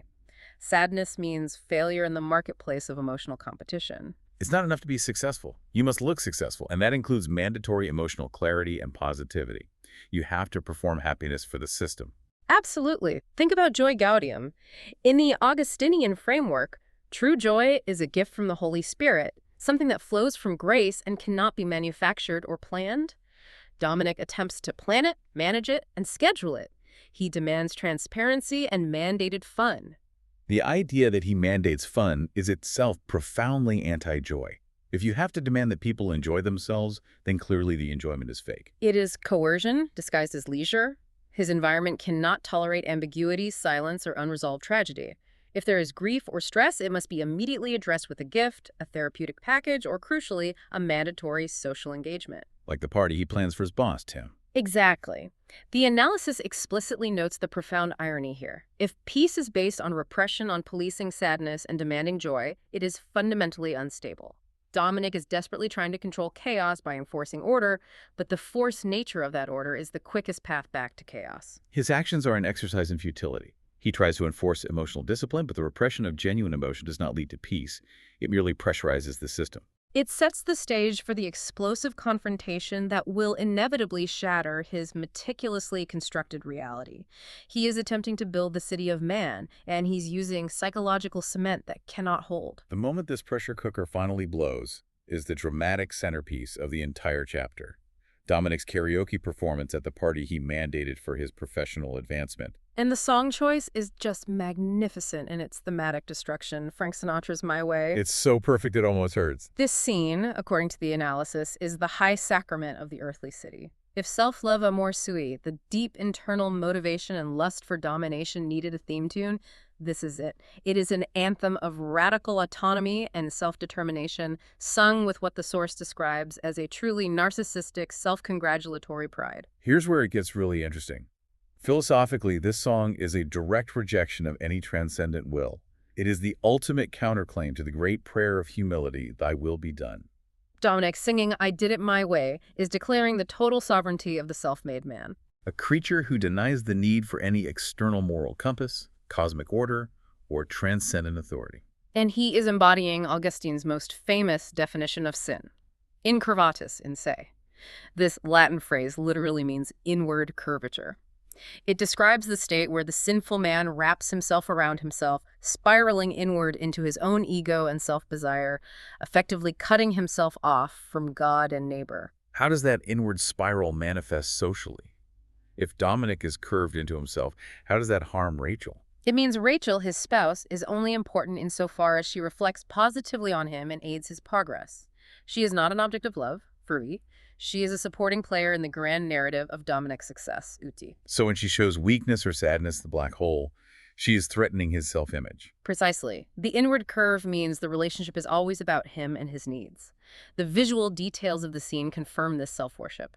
He sings not to the guests, and certainly not genuinely to Rachel, but he sings primarily to his own reflection in a narcissistic frenzy. His gaze, as the analysis points out, is focused inward. Even his secondary focus, seeking the confirmation of his boss, Tim, is merely a functional step toward the ultimate fulfillment and glorification of his own ego and status. The lyrics, "I loved, I laughed, I cried," are only important because they are framed within the context of his singular, self-directed journey. His life is a performance staged for an audience of one, his own curated self-image. I find that terrifying. The ultimate private moment of egoism is staged as a public, mandatory performance of fun for his career. It shows the extent to which the earthly city demands the externalization of the private self for public consumption and approval. But the irony is that this carefully constructed bubble of managerial perfection is about to burst because it is built on the repression of genuine pain, namely Sam's existence. The louder Dominic screams, "I did it my way," the more unstable his entire world becomes. This act of self-idolatry is fundamentally an act of provocation against reality. And reality is about to answer back. The tension, which Dominic tried to manage away with mandatory fun and loud singing, explodes when Sam, the broken artifact, interrupts the party. He stumbles out and starts shouting the only words he knows. The mandated mindful mind mantra. "Open your wings, Sam. Sam, open the door." This interruption is critical. It is not just random noise breaking the party. It is the confrontation of two distinct yet equally false religions of the modern secular city. Explain that. What are the two false religions? On one side, you have the technological mysticism embodied by Sam's mechanical mantra salvation through a prescribed packaged technique. On the other, you have the managerial arrogance and materialism embodied by Dominic's worship of status and success. And Dominic, the high priest of efficiency, cannot tolerate the chaos, the ambiguity, or the non-compliant performance. His reaction is the righteous anger of a religious zealot whose sacred space has been defiled. And his sacred space is his career advancement party and his perfectly managed home. He screams, "What is this piece of trash?" Notice the dehumanization. Sam is not a man. He is refuse, trash, an object that has strayed into the carefully guarded temple of Dominic's ego. The physical fight that ensues over the house lays bare the true nature of their relationships and their core values. Dominic screams the defining line, "It's my damn house, and your damn husband." The analysis highlights the devastating significance of the language here. The most repeated, most powerful word in this conflict is my, or mine. In the earthly city, all bonds, even marital ones, are ultimately reduced to property. The house, the spouse, the possessions, they are all assets under Dominic's control. They are not sacred trusts, but simply possessions. The human being is defined by who owns them. The husband is your damn husband, a liability of Rachel's, who is also owned by Dominic in some capacity as his partner. And when the true spiritual bond, the sacred trust of marriage, is broken, all that remains are contracts based purely on self-interest. Rachel's response confirms this brutal reality. Her ultimate weapon is purely economic, revealing the final arbiter of justice in this world. She threatens, "I'll take you to the lawyer. We'll empty your account." That is the ultimate threat in this system. It shows that wealth, money, and the power to confiscate it are the final gods in this city. And secular law is the only authority left. Right. Augustine saw secular law as necessary for practical peace, yes. But he also noted that it merely regulates greed. It does not transcend it. It is essentially an agreement between competing self-interests to manage their disputes without resorting to anarchy. So when Dominic and Rachel split, the law ensures they don't murder each other for the assets, but it doesn't solve the underlying problem that they only valued each other as assets in the first place. The threat to empty the account is the most serious form of psychological and material violence they can inflict upon one another. It's the moment they revert to purely economic warfare. This is the cold, calculated justice of the earthly city. It is not restorative or based on compassion. It is retaliatory, economic, and rooted entirely in the protection of property rights. The fight confirms that beneath the polished veneer, their entire relationship was built on fragile, transactional self-interest. And the moment that self-interest is challenged by Sam's presence, the structure collapses into a desperate battle over who owns what. We come to the end of this profound chapter with a final, potent symbol that encapsulates the entire philosophy of engineered existence. After the shocking violence of the confrontation, Dominic attempts to soothe the emotional situation, to fix the problem, by buying Rachel a replacement for human affection. A gift, a digital device, referred to as a kiter. The analysis focuses heavily on the kiter because it is the complete symbol of technique in this world, and it stands as the final substitute for human intimacy. What does this device promise? Automation, optimization, and efficiency. It promises to automate tasks faster and more accurately than human interaction. It's the ultimate replacement for a supportive partner, isn't it? It can manage household schedules, optimize moods via algorithms, and streamline communication. But it provides no genuine human warmth, no communion, and no true understanding. It is the technological replacement for the heart, the central nervous system of their emotionally sterile home. In the earthly city, emotions, affections, and vulnerability are systematically replaced by substitute objects, by consumer goods, by devices that promise flawless execution.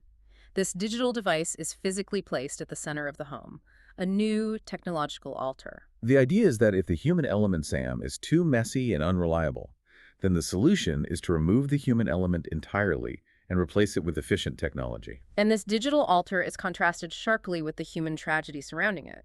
The fate of the soul in this triangle, Sam, Rachel, and Dominic, is revealed. Sam's spirit, or what little remains of it, is sacrificed. He becomes the grinding gear of mandatory wellness, forced fun, and the rigid adherence to success metrics. His existence is consumed to keep the psychological and social engine of Dominic and Rachel running smoothly. So if we step back, the analysis tells us that the violence in this chapter wasn't the physical violence of the earlier parts of the film. It was symbolic and psychological. The system's goal is not merely to control the citizens' actions, but to demand total conformity to the machine of mandatory positive thinking and utility. And to tie the whole analysis together, the source material brings in a powerful biblical allusion, recalling Augustine's frequent reference to Romans 1:21. Their foolish hearts were darkened, and they became vain in their imaginations. The physical sleekness of Duarte Hills, their housing complex, is deceptive. The darkness isn't caused by a lack of light. It's caused by too much artificial light that blinds the eye to true reality. Precisely. The problem is a sheer profusion of artificial, non-essential light supplied by technology, the mercury package of pseudo-spirituality, and the relentless pursuit of surface-level clarity and mandated fun. They are so busy conforming to the false, glittering light of technique and their own self-worship that they lose the capacity to perceive true, divine light. Leaving their hearts darkened and their most intimate relationships reduced to fragile, negotiable contracts. They build a physical kingdom based on self-adoration, but they sacrifice the very capacity for love and truth to maintain the facade. And that sacrifice, the loss of the soul's ability to truly relate, is the highest price paid for their automated, self-centered peace. #tag outro. This deep dive into the third chapter of Undergods through the lens of Augustine shows us that the crisis of our cities isn't just about traffic, economics, or infrastructure. It's a profound, internal, metaphysical one. It really is. We are constantly being sold mechanical rituals, therapeutic packages, and managerial philosophies designed to give us a good feeling that completely bypasses the need for genuine self-reckoning, vulnerability, or spiritual humility. The promise of the earthly city is always the same. A way out of suffering that requires no repentance, no honesty, and no acknowledgement of anything greater than the self. It promises to manage away the unavoidable existential facts of life, treating pain as a glitch rather than an integral part of the human condition. The big takeaway. You, the listener, must be extraordinarily wary of any system, whether it's a corporate philosophy, a therapeutic movement, or a cultural mandate, that promises to vaporize your pain without demanding radical honesty, self-confrontation, or genuine humility. Because any peace enforced by the dictatorship of positive thinking is built on suppression, not truth. And like Dominic's perfect home, it will inevitably shatter under the slightest pressure of reality. We've seen how this modern world tries to replace true, outward-directed love, which seeks the good of the other, with mere utility, which seeks the gain of the self. If your neighbor, your spouse, or your colleague is simply a tool for your success, and if your sadness is defined as a failure in the emotional marketplace, what happens the next time you genuinely ask for help? All you might be offered is a Mercury package, a new digital altar, and a cynical command to fly. And that is the terror of the automated, self-worshipping earthly city. It offers solutions for everything except the true self. We're continuing our intensive analysis, synthesizing Augustine's monumental work, City of God, with the very fractured dystopian world we see in the film Undergods. We're still trying to map the Terrena Civitas, the earthly city. Yeah, and if you've been with us, you know we've already laid some serious groundwork. We've broken down the economy of commodification, how people get turned into products, and we've looked at the psychology of isolation that just leaves them empty. We basically understand how the modern city breaks people. But this deep dive is a little different. Based solely on the sources in this fourth chapter, which is titled The Myth of Return, we're asking a more fundamental question. If the modern city has no, let's say, divine purpose, no ultimate destination, then what happens to the idea of history itself? And why do things keep going wrong in the exact same ways? Why does catastrophe seem to repeat itself? Exactly. It's a loop. So our mission today is to look squarely at the structures of time and narrative, but specifically in a secular world. A world where, you could say, God has been kicked off the City Planning Commission. And the sources argue that this absence, this lack of a divine reference point, leads directly to what they call the inescapable labyrinth of the self. The story of the earthly city, in this view, simply cannot end in resolution. It just repeats. It's doomed to endless, tragic repetition. We're really going to be analyzing why these self-destructive loops seem to be built into the very architecture of secular time itself, once that ultimate purpose is gone. This is where it gets really fascinating for me, because it's not just about philosophy, it's about physics in a way. The actual geometry of time changes once you remove that spiritual destination. So let's unpack this. Let's start with the difference between a history that moves forward and one that's just stuck running in place. To really grasp the temporal trap that the characters in Undergods are in, we have to go back. We need to remind ourselves of Augustine's truly revolutionary insight in Civitas Dei. He was pushing back against the dominant philosophy of his entire era. Which was a cyclical view of history, right? Primarily, yes. It was often seen as a great wheel. Empires rise, they flourish, and then they inevitably fall. Great men achieve glory, but they're eventually forgotten. History just resets itself, it's doomed to repeat the same basic patterns. And that can lead to a kind of fatalism, can't it? A feeling that nothing you do really matters in the long run. A profound fatalism. Because you'll just end up back where you started. There's no real progress, only the temporary illusion of it. But Augustine, he completely rejected that. His view, which we call eschatology, is just fundamentally different. Absolutely. It's a game changer. Augustine essentially gave the West its linear model of time. For him, time has a definite beginning creation, and crucially, it has a specific salvific end. He calls it the esteton. The end point. The ultimate destination. The final judgment. The revelation of the city of God. It's where everything is heading. So that linearity gives history two things it was missing. It gives it meaning, and it gives it purpose. Correct. That movement toward God provides historical meaning and, maybe even more importantly, what the Greeks called telos, a purpose. History stops being a random series of events and becomes, well, it becomes God's narrative unfolding. So every event, every decision, even the bad ones. Everything. The fall of an empire, the suffering of one person, it all has meaning because it's a step progressing toward this singular, defined, and this is key non-repeatable conclusion. That's a profound shift in thinking. It means that even if you fail today, your failure isn't meaningless. It's part of a larger story that is still moving forward toward a guaranteed, meaningful end. Precisely. Yeah. But the critique in our sources today is about what happens the moment you remove that divine destination, the moment you take the eschaton off the map. The modern secular city of Undergods just It snaps back to that old pre-Christian cyclical trap. That's exactly the argument. In the absence of the divine, of the sacred, the secular time we see in Undergods ceases to be purposeful. It doesn't move forward. It just spins its wheels. It becomes this grinding, repetitive thing. Wearing down the inhabitants. The sources describe it as a kind of eternal hell. The residents are perpetually stuck in this debilitating, frustrating now. I see that so vividly in the film's structure. It's not just a theme, it's baked into the plot. You have the past literally re-entering the present. I'm thinking of the return of Sam. The catatonic ex-husband. He's not just a metaphor for bad memory, is he? He's the embodiment of the unresolved, destructive past that never actually went away. That's a key piece of evidence for this cyclical time. Sam's condition it's visually horrific. He's just a husk. He's incapable of any meaningful interaction, yet his physical presence, the fact that he has to be managed, fed, cleaned, is the very thing that circles back to shatter Dominic and Rachel's attempt at a new life. The past isn't buried. It's sitting in their living room. It literally re-enters their living space to destroy the present moment. And this suggests that the future offers nothing genuinely new. The sources say it only offers the repetitive recurrence of catastrophe. So all the new apartments, all the new jobs, they're just set dressing. They're just changing the stage for the inevitable return of Sam, or whatever Sam represents in their lives. The sin, the mistake, the trauma, it remains. It might be dormant for a while, but it's never purged or resolved. If there's no eschaton that guarantees some kind of ultimate justice and cleansing, then the destructive patterns of the past are, well, they're guaranteed to come back. So every attempt at a new beginning is really just a setup for the next collapse. Which means all that secular striving, working harder, buying a bigger place, getting that promotion, it's ultimately pointless. The underlying structural problems like self-interest and commodification are never solved. They're just masked for a little while. It's amazing that Augustine saw this coming.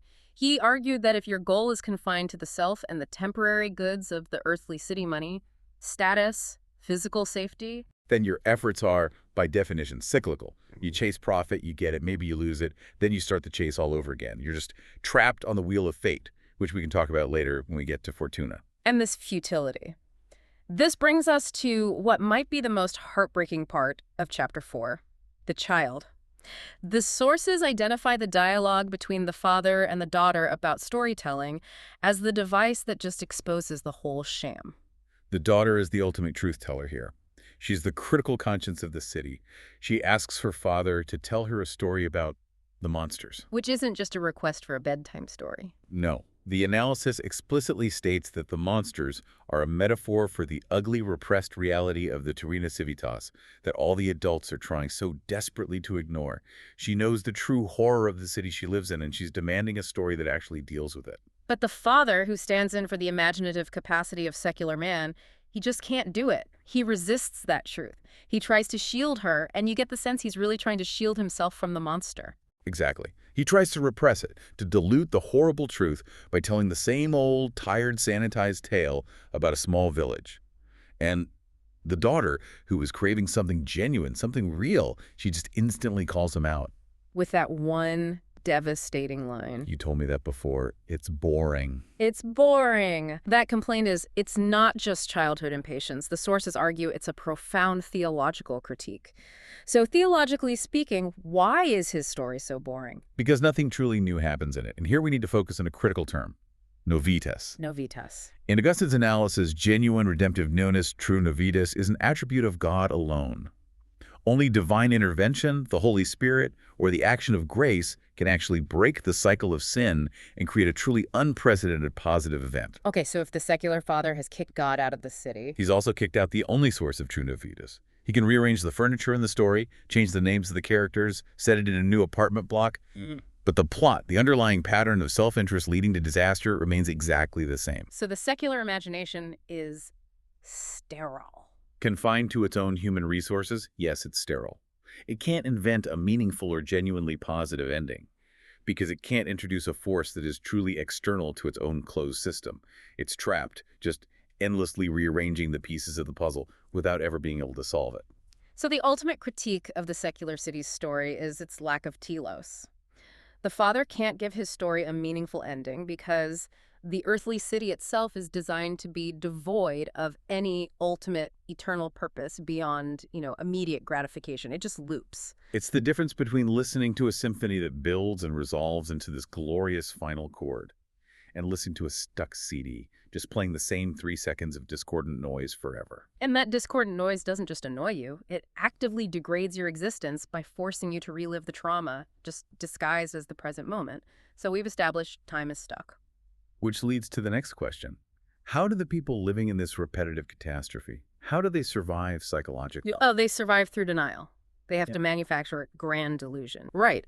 If the secular city's time is cyclical and destructive, its story has to be built on a massive amount of repression. This leads us right into the second big insight from this chapter. The great lie the secular city tells itself to maintain this facade of order.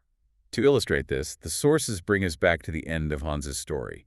He's the merchant we discussed in a previous deep dive. The one who pursued 10 times the profit at any cost. At any cost. He sacrificed his most fundamental human bond, his relationship with his daughter Maria, for profit.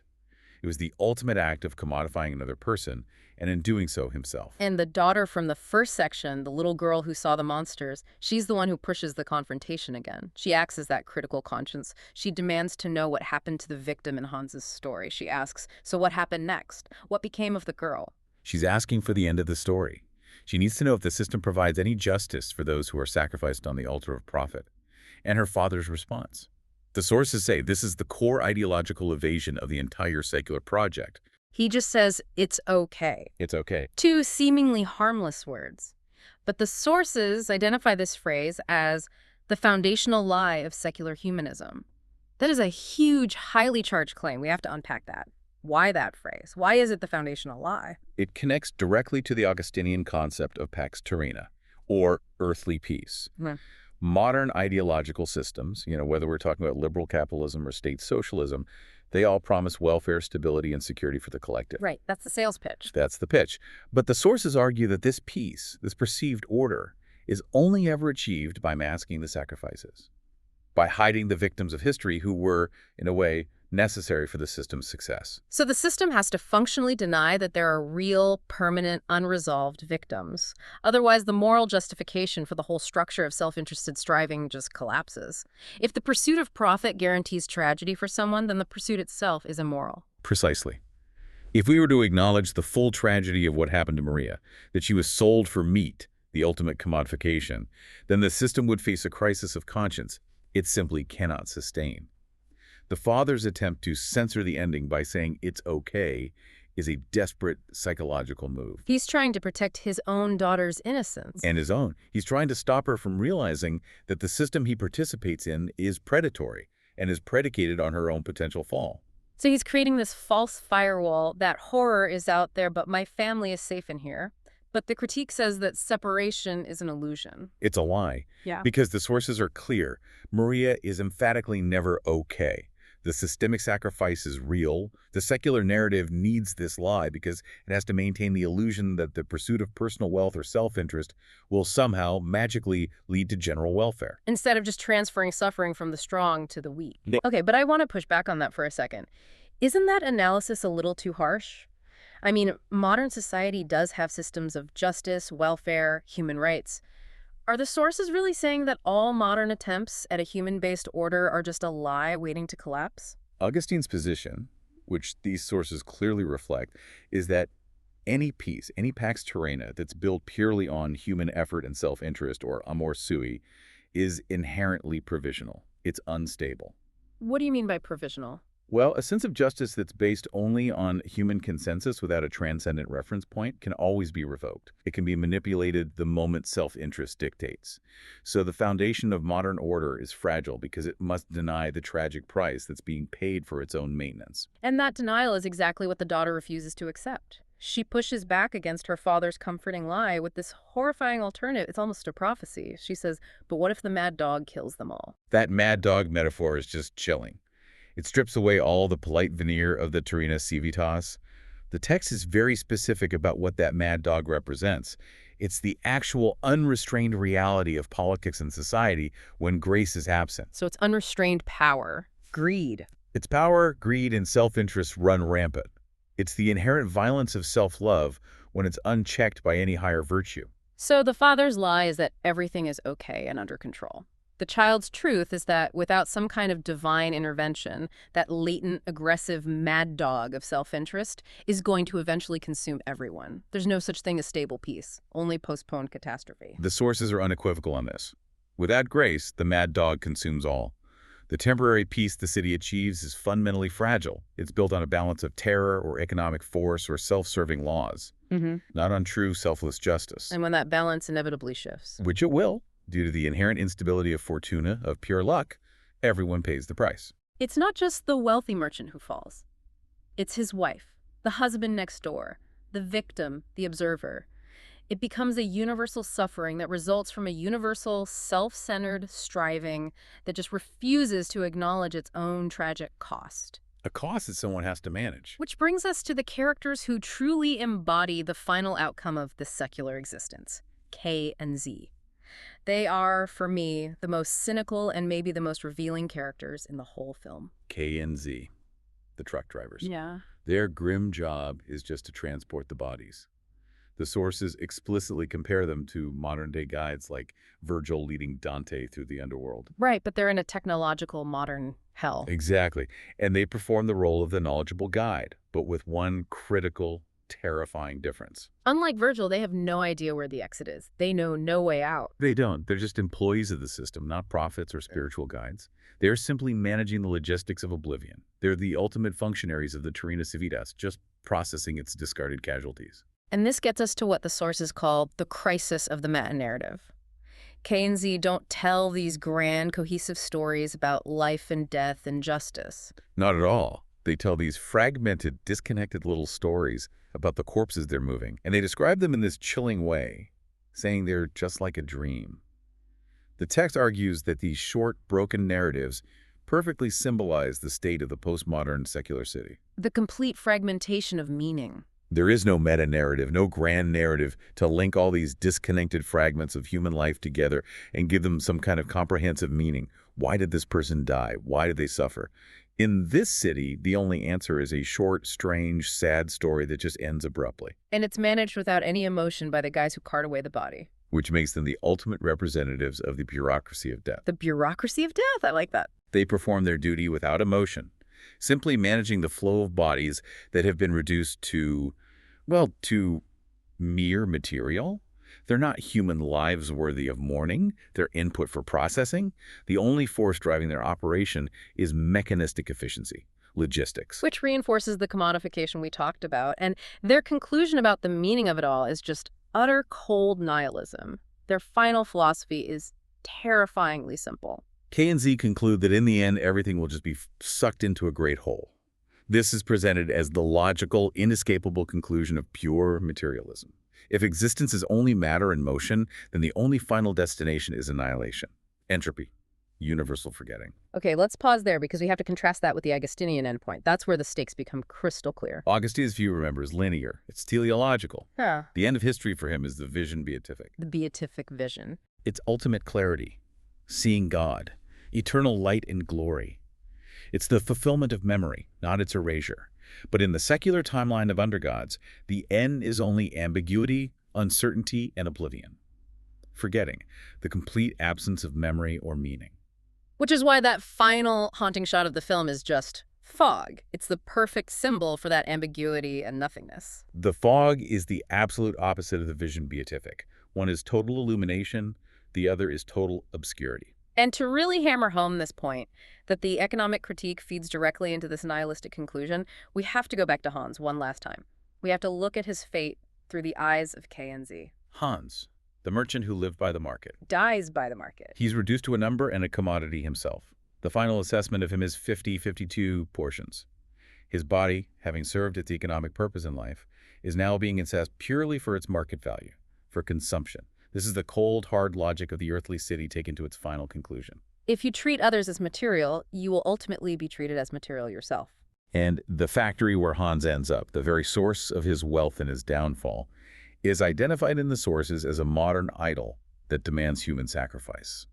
The market becomes a false god. A false god demanding absolute devotion, and it inevitably consumes its own worshippers. Hans's fate proves that the idol doesn't care about the worshipper. It only cares about the offering. And this feeds right back into that profound denial of moral agency that defined Hans earlier. He delivered that chilling line, "It's the market's fault, not mine." That piece of dialogue is everything. It reflects modern man's ultimate denial of personal responsibility. By blaming the system, the idol, he refuses to face his own complicity in the destruction of his family, of his soul. He externalizes his guilt. And by doing that, he makes any kind of personal redemptive change impossible. Exactly. The system, which he helped build to serve him, now enslaves and ultimately reduces him to raw material. And his spectacular fall from a position of wealth demonstrates the fundamental instability of power within this Terrena Civitas. That's the classic Augustinian teaching, isn't it? It is. Hans's fall perfectly illustrates the concept of fortuna luck, or blind chance replacing providentia, which is divine providence. In the city of God, stability is guaranteed by a divine order. In the earthly city, the system is inherently unstable, or what Augustine called instabilis. So power is arbitrary. It's arbitrary. It's based on temporary force or luck, and it's always subject to the wheel of fortune, which can strip you of everything you thought you possessed literally overnight. Hans thought he controlled the market. He was just riding the wheel until it turned. So the earthly city story is a tragedy with no moral, no justice, and no ultimate meaning. It ends only in fog, consumption, and forgetfulness. It is, by definition, a narrative failure. A failure that demands a physical response from the characters. Which brings us to the final question. If this world is a labyrinth, where's the exit? We've now meticulously established the city's self-destructive time structure, its reliance on a fundamental lie, and its ultimate destination in nihilism. So now we have to synthesize all the characters' futile attempts to escape and tie it back to Augustine's most intimate counsel on finding truth. The sources make it very clear that every single effort by the characters in Undergods to escape or to build some kind of safe haven, it all fails. They try everything. New apartments, new partners, new social mobility. I'm thinking of Dominic's promotion to senior engineer. Right, but every attempt at self-salvation is condemned to fracture. It always returns them to suffering. That's the core tragedy, isn't it? They keep opening new doors, expecting a new hallway, but they just keep walking back into the exact same room. That's because they are running in a labyrinth, but they're holding the wrong map. They are constantly looking outside for a key, a new welfare package, a better job, a bigger apartment.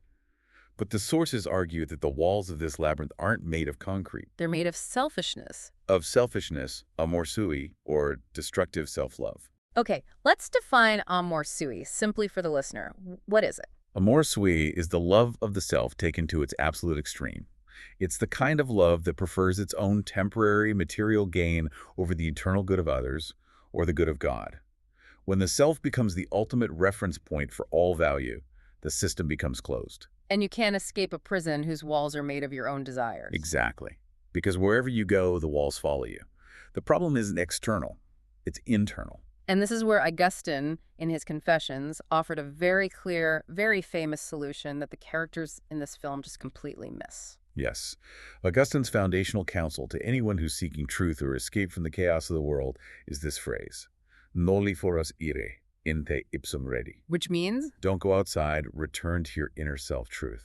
A call to inwardness. Stop looking for the external solution and look inside yourself. But the tragedy of the characters in Undergods is that they lack this necessary inner self, what Augustine called the hominum interiorum. They're described in the sources as empty shells. They only move because of external triggers. Lust, money, fear, or the desire for a better government package. They've basically outsourced their interiority to the system, to the market, to the bureaucracy. Completely. So when Augustine's philosophy advises them to look inward, what do they find? Nothing. Nothing of substance, only the echo, the reverberation of external demands. What should I buy next? How can I secure my position? If you look inward and all you find are the empty demands of the market, then you are truly lost. The sanctuary that Augustine promised is vacant. And that is why the film's conclusion has to be this eternal wandering, not salvation. Every door they open just leads to another wall because they are seeking external solutions. The better apartment, the better package, the new job title. When the problem is metaphysical, it resides within the very structure of their own selfish ambition. The story ends exactly where it began, with them running in circles, confined by their own self-interest. There is no external map that can guide you out of an internal prison. And the cyclical end brings us to that final, haunting, and profoundly ironic scene. The cursed feast. K&Z's party. Yes, the final gathering of the lost souls. The guests raise a glass and they toast to better families. This longing for the Civitas Dei, for that vision of community, true connection, shared purpose, it's just tinged with the bitterest irony imaginable. Because the people in that room are the very ones who destroyed the concept of family and community in the first place. Precisely. They are murderers of their own loved ones, or at least participants in their destruction. Whether it's literal, like the family whose daughter was commodified, or spiritual, like Ruth and Ron, who allowed their relationship to be consumed by self-interest, they are citizens of the earthly city, wishing desperately for the city of God. And instead of seeking repentance or trying to achieve a true shared community, a real sanctorum communio, what do they do to cope with their own complicity? They drink the cup of oblivion to forget their crimes and their guilt. The sources contrast this chosen amnesia with the true sacrament Holy Communion, which is meant to foster true community by forcing remembrance, shared purpose, and a mutual commitment. But they want to forget. They want to forget their self-inflicted hell rather than repent from the self-love that created it. So that toast to better families is this profound, hopeless recognition of what they have willingly sacrificed on the altar of the market and the self. It just confirms that the city fails not just economically, but fundamentally, narratively. It cannot sustain a meaningful story because it has expelled telos and novitas, leaving only wandering and oblivion for its people. The self-enclosed logic of Amor Sui destroys community and purpose, and leaves the characters with nothing but a shared empty wish for the very thing they destroyed, and a desire to drink themselves into forgetting about it. So what does this all mean for you? The crucial takeaway from this deep dive into Chapter 4 is that the crisis of modern life, as diagnosed by Augustine and reflected in this critique of Undergods, it's not merely structural. It's not just about the cost of living or traffic or political gridlock. It is profoundly metaphysical. We built our cities on the logic of self-interest, and then, as K&Z observed, we built them on fog and nothingness. We expelled the divine source of novitas and telos, and now we act genuinely shocked when the patterns of disaster start to swallow us whole. The entire structure of secular ambition promising universal welfare while relying on secret sacrifice is deemed fundamentally unstable because it lacks the true foundation of virtue and eternal purpose. And the missing key to escape? It's not found in the technical packages or the new apartment complexes or the bureaucratic lottery. It is not an external solution that you can buy or apply for. The key is the one that Ron and Ruth lost at the very beginning of the film. It's the key to true return, the key to the inner life and to the truth. And it's a key that is not found on any map of the earthly city. The only way out of the inescapable labyrinth is through a radical self-inventory, not a physical relocation. If Augustine were to look at our world today, he would argue that the required exodus isn't a physical one. It's not fleeing to another country or trading one apartment for another. It has to be an internal exodus, leaving the self-enclosed, destructive logic of Amor Sui behind. So I want you to consider this. When you look at your own life and the stories you tell yourself to maintain order, what does your current great lie look like? And what internal door, leading to that difficult inner self, are you still refusing to open? Chapter 5 and the conclusion of the source material. We're looking at the end game of this secular city. If salvation and purpose and happiness are managed not by any transcendent force, but entirely by bureaucracy and, well, blind chance, what does that ultimate destiny actually look like? That's the question. The core argument here is that the crisis of the modern city isn't economic or political or even architectural. It's fundamentally metaphysical. Indeed. And the film presents a profoundly dark concept, the secular apocalypse. In this vision, the end of suffering isn't entry into a promised land. No. It's just a lateral transfer. You move from one level of institutionalized emptiness to a different, but sort of adjacent level of institutionalized emptiness.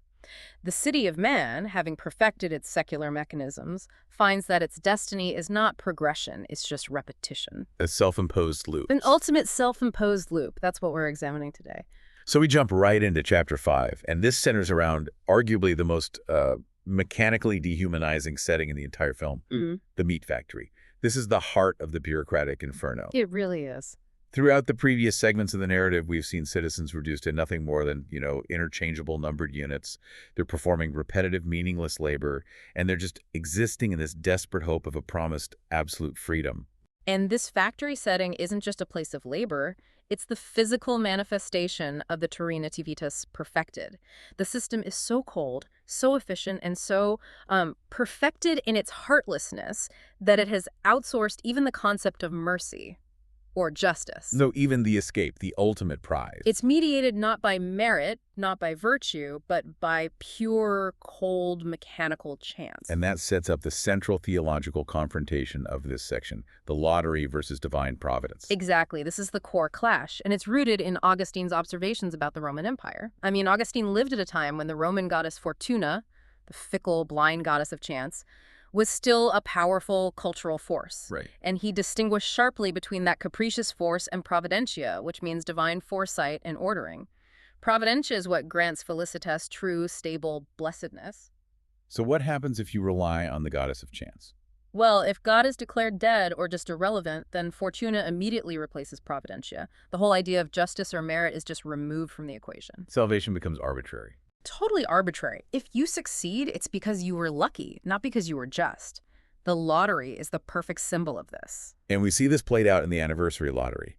After years of this grinding, anonymous existence, performing this miserable schedule, suddenly a number is called. It's the climactic moment where the bureaucratic promise of the city of man is supposed to pay off to justify all the misery. The number called is 398.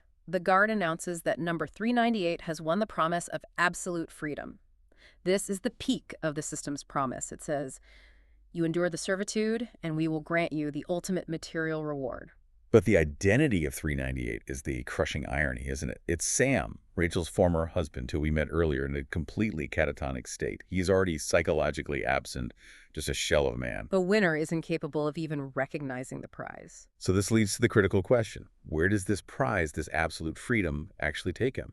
He is transferred from the physical factory hell, the noise, the filth, the constant physical demands, directly to the modern apartment hell of Duarte Hills. This is that sterile, glass-walled, luxurious cage where his ex-wife Rachel and her new partner Dominic live. The juxtaposition is just devastating.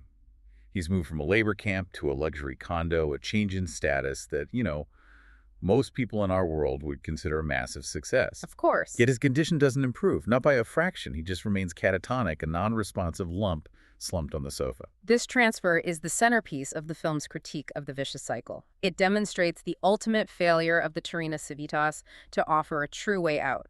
Salvation in the city of man is not an exodus. It's not a transition to a fundamentally different, better state of being. It's a closed loop. It is a closed loop. All rides in the city of man eventually circle back to the city of man, just in a slightly more polished form. So Sam, having been freed from the physical exhaustion of factory labor, immediately collapses into the psychic and emotional servitude of the modern apartment.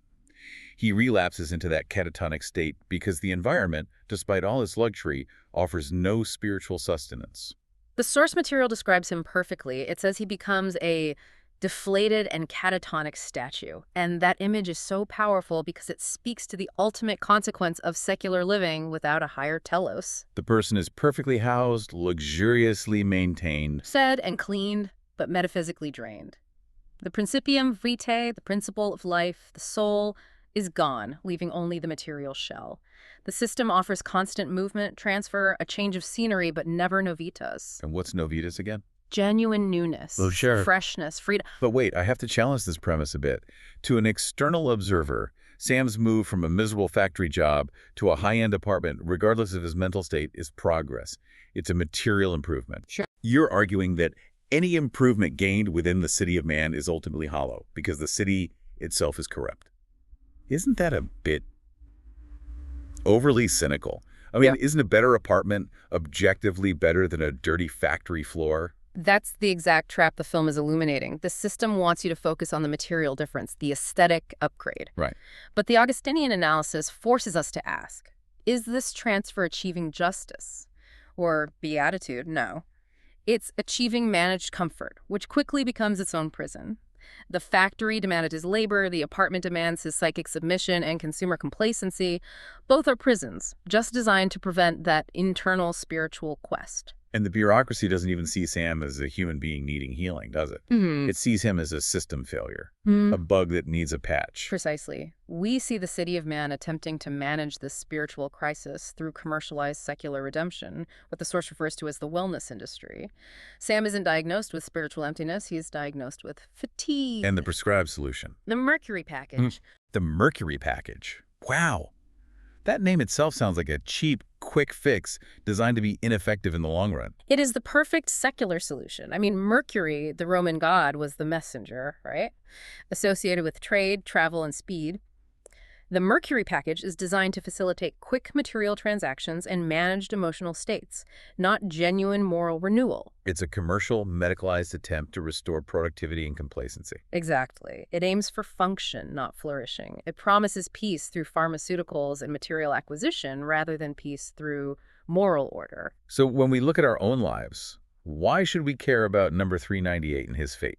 You're saying this is relevant to the ambitious modern professional. Because the film is warning us that the greatest temptations offered by modern systems, the massive career move, the financial windfall, the relocation to the perfect neighborhood, are often just the same transfer ticket. We believe we've won our freedom, but we've only acquired a lateral move into a different, often more subtle, equally empty prison.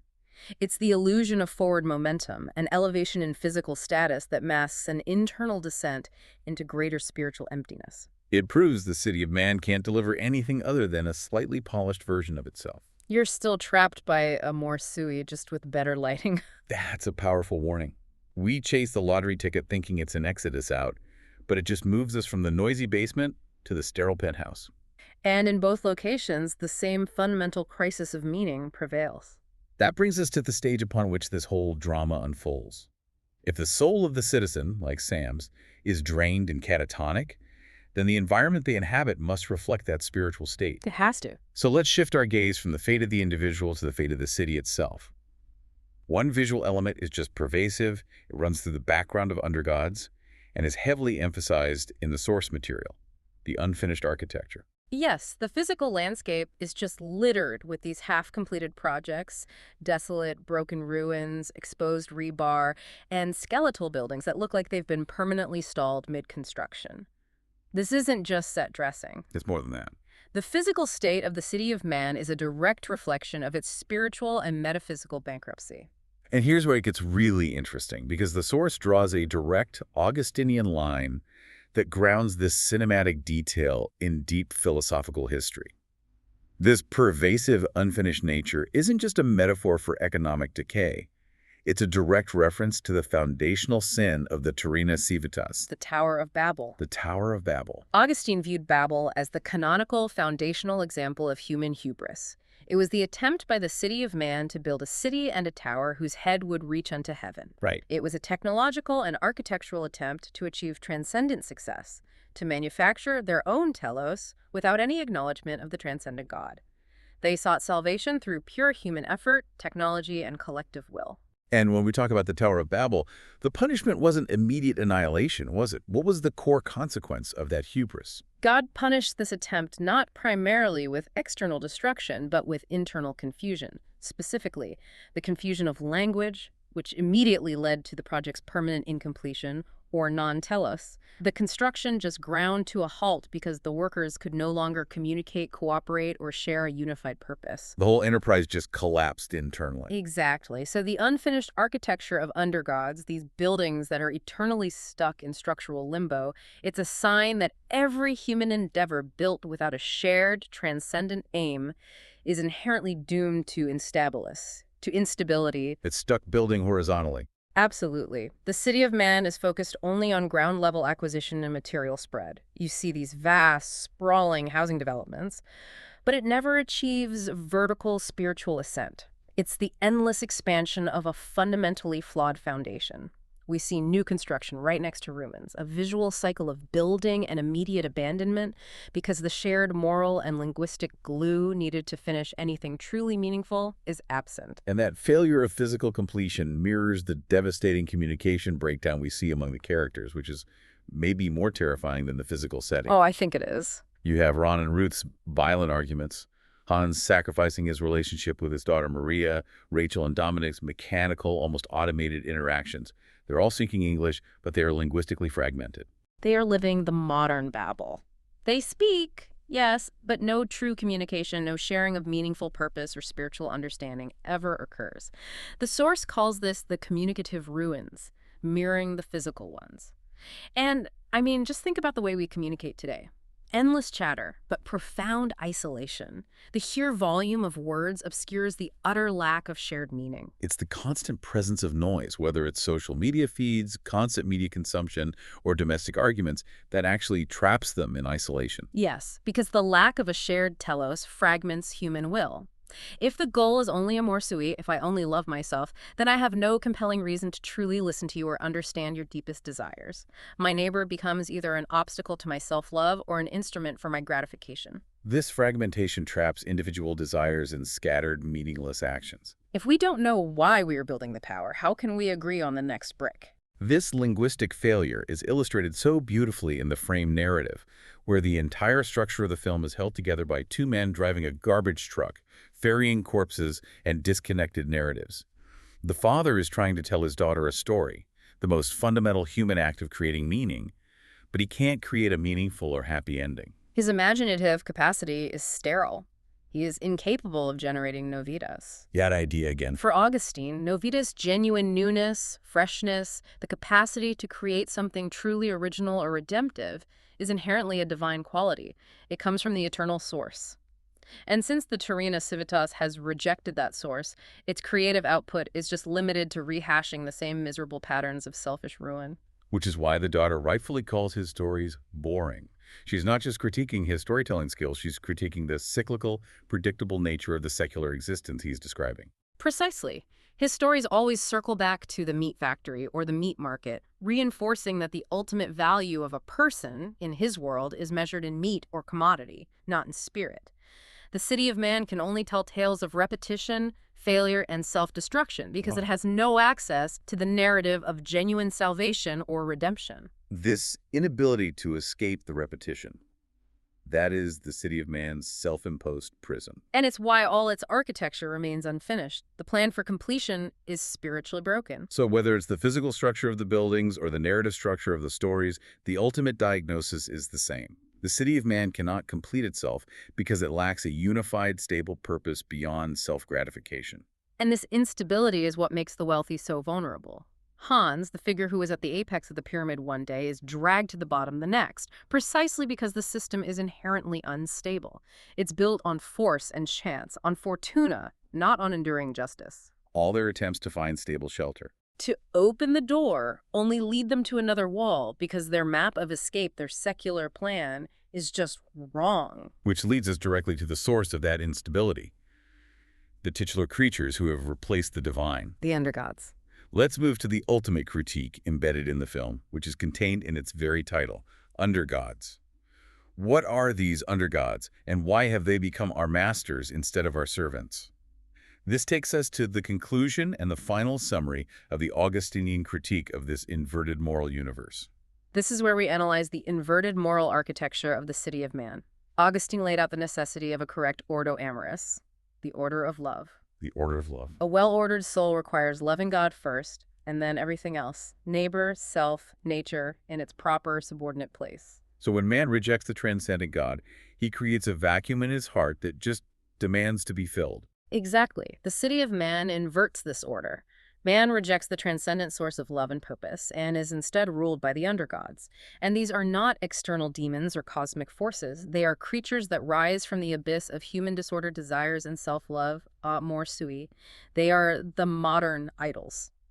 Can we identify the specific undergods that rule the citizens in the film? Oh, absolutely. They are concrete and pervasive. Money, technology, the ego, perfectly embodied by Dominic, the sterile partner, Right. Materialism, those empty, expensive apartments, and the relentless search for profit at any cost, Hans. These modern idols are demanding masters. They require constant, brutal sacrifice. The sacrifice of time, relationship, and moral integrity. And we see that sacrifice literalized so tragically with Hans. Hans is the ultimate worshiper of the undergod of greed. He is so consumed by the promise of wealth and increased status, 10 times the profit, he says, that he literally sacrifices his daughter Maria by leaving her to be claimed by the state bureaucracy, the very system he helped create. It's a literal offering to the idol of capital. It is. He sought freedom from moral constraint only to become a slave to his own disordered ambition.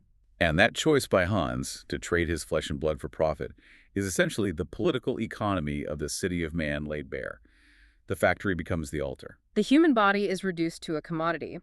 In that climactic factory scene, we witness this terrifying transaction. 52 portions, bargained. Augustine criticized the Romans because they sacrificed virtue for wealth. Here, the sacrifice is far more radical. Man sacrifices himself, his entire identity and morality, for wealth.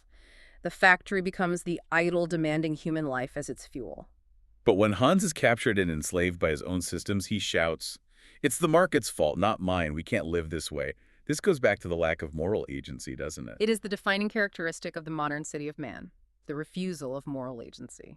Hans blames the abstract system, the market, and denies his own role in choosing Amor Sui over Caritas, which is love of neighbor and certainly love of daughter. He refuses to take responsibility. He does. The system, the structure of the Terrena Civitas, acts as a self-justifying idol.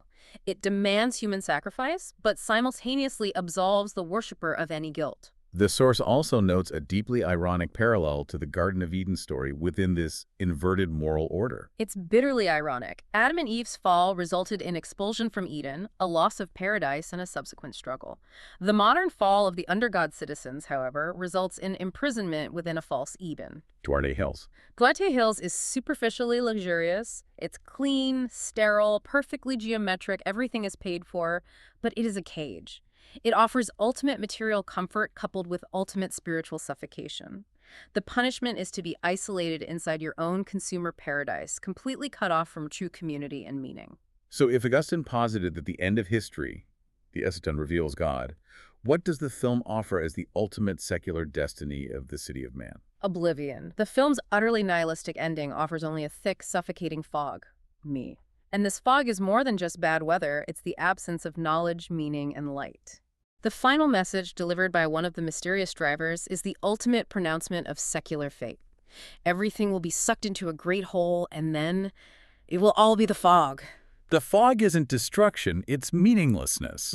That seems, far more terrifying than fire and brimstone. It is the ultimate materialistic destiny when divine light and transcendent purpose are removed. The city of man, built on the shifting, foundational sand of human nothingness and self-delusion, just returns to nothingness. It's the antithesis of the beatific vision, the final revelation of God, which Augustine promised. Instead, we get the final revelation of absence. Yes, and that nihilistic vision leads us directly to the film's final, devastating scene. The Feast of the Destroyers, the party attended by Z and K and this collection of deeply damaged people. It's an image of profound moral collapse, a grotesque parody of true community. The characters gather, they weep, and they raise their glasses to healthier families. The dark irony here is unbearable because they are the destroyers. They are the betrayers, the martyrers of their own families, now attempting to celebrate a twisted form of communal survival. And what are they drinking? The source calls it a cup of oblivion. Yes, they are drinking a substance designed to make them forget. This is the opposite of the Christian Eucharist, the communion, which is a ritualized act of memory and redemption grounded in the sacrifice of Christ. The characters in Undergods are drinking to forget their own sacrificial actions, the betrayals driven by their pursuit of the Undergods' profit and ego. So they're united not by caritas, not by love of neighbor, but by shared complicity in sin and ruin. They form a community of self-exiled perpetrators. And the community is founded on a lie. The lie that the market or the system is to blame, not their own individual choices. We see one character, K, telling Z that the disruptor, Harry, who tore apart Ron and Ruth's family, could have lived a normal life. He says, what if he never fell into this garbage? Then we could live like one of those families. This longing for the other world, the world of traditional family and moral certainty, it's like a faint echo of the Civitas Dei, the city of God that they have exiled themselves from. They remember what true purpose felt like. They have the memory of order, but they lack the moral will to retrieve it. The phrase, then we could live, implies that life based on true ordo amoris, on faith and tradition, is possible, but it's not their possibility. They're too invested. They are too deeply invested in the material mechanisms of the Terrena Civitas. They're the drivers of the garbage truck, the bureaucracy of death, but they are stuck in the loop themselves. They are the modern Virgil and Dante, ferrying the damned while trapped in their own purgatory. Their stories are disjointed and lacking a cohesive thread without beginning or end, because the grand meta-narrative, the divine plan that could connect these fragments, is absent from their world. Exactly. The nihilistic conclusion, everything will be sucked into a great hole, and then it will all be the fog, is their only mantra. And that inability to truly connect, to genuinely communicate, is why the city of man keeps collapsing internally. It denies providentia and replaces it with fortuna. One day Hans is building the market, the next the market consumes him. The instability is the only constant. All that is solid melts into the fall. Precise. To synthesize and recap, Undergods provides a devastating and, I think, necessary critique of modern life, filtered through the lens of Saint Augustine. The city of man, built entirely on the sand of selfish ambition, Amor Sui, and technological hubris, is inherently unstable, instabilis, and destined for collapse, not by external war or natural disaster, but by internal psychic rot and the exhaustion of meaning. The conclusion is inescapable. Our societal crisis is not simply about traffic or housing shortages or interest rates. It's about a crisis of meaning and spirit. The Terrena Civitas has succeeded in building a world founded upon the nothingness of the fog, and a foundation built on absence just cannot hold up a sustainable civilization. And the solutions offered by the city of man are entirely commercialized and inadequate. We discussed the wellness industry, or the Mercury package prescribed to Sam. These are temporary, secular forms of redemption designed to keep the machine running, not to heal the soul. They're just distractions from the central metaphysical crisis. Yeah. Which brings us back full circle to the source material's poignant final image. Remember Ron and Ruth at the very beginning of the narrative? They were locked out of their apartment because they had misplaced their key. Right. The solution to the film's vast, overwhelming crisis is not found in the bureaucratic systems, the lotteries, or the commercial wellness solutions. It lies in retrieving that lost key. Yes. That key, which no secular map can locate, no algorithm can predict, and no corporate consultant can provide, is the key to the true home. It represents the necessity of the inward turn toward truth, based on Augustine's enduring command. Noli foras aere, inte ipsum redi. Do not wish to go outside, return into yourself. The city of man perpetually looks outward to endless acquisition, to the next luxury apartment, the financial windfall. The path to the city of God requires the internal pilgrimage. The ultimate failure of the city of man is that it built the perfect external infrastructure, but forgot the key to its own soul. So if the modern city is designed to be a luxurious cage ruled by the undergods of ambition and technology, this raises an important question for you, the listener. What personal sacrifices are you currently making to those very God sacrifices of time, relationships, or morality, believing that you are buying your own salvation or upward transfer? What is your $3.98 transfer ticket? And are you sure that expensive ticket is taking you anywhere better than Sam's catatonic couch in Duarte Hills? Something to chew on this week.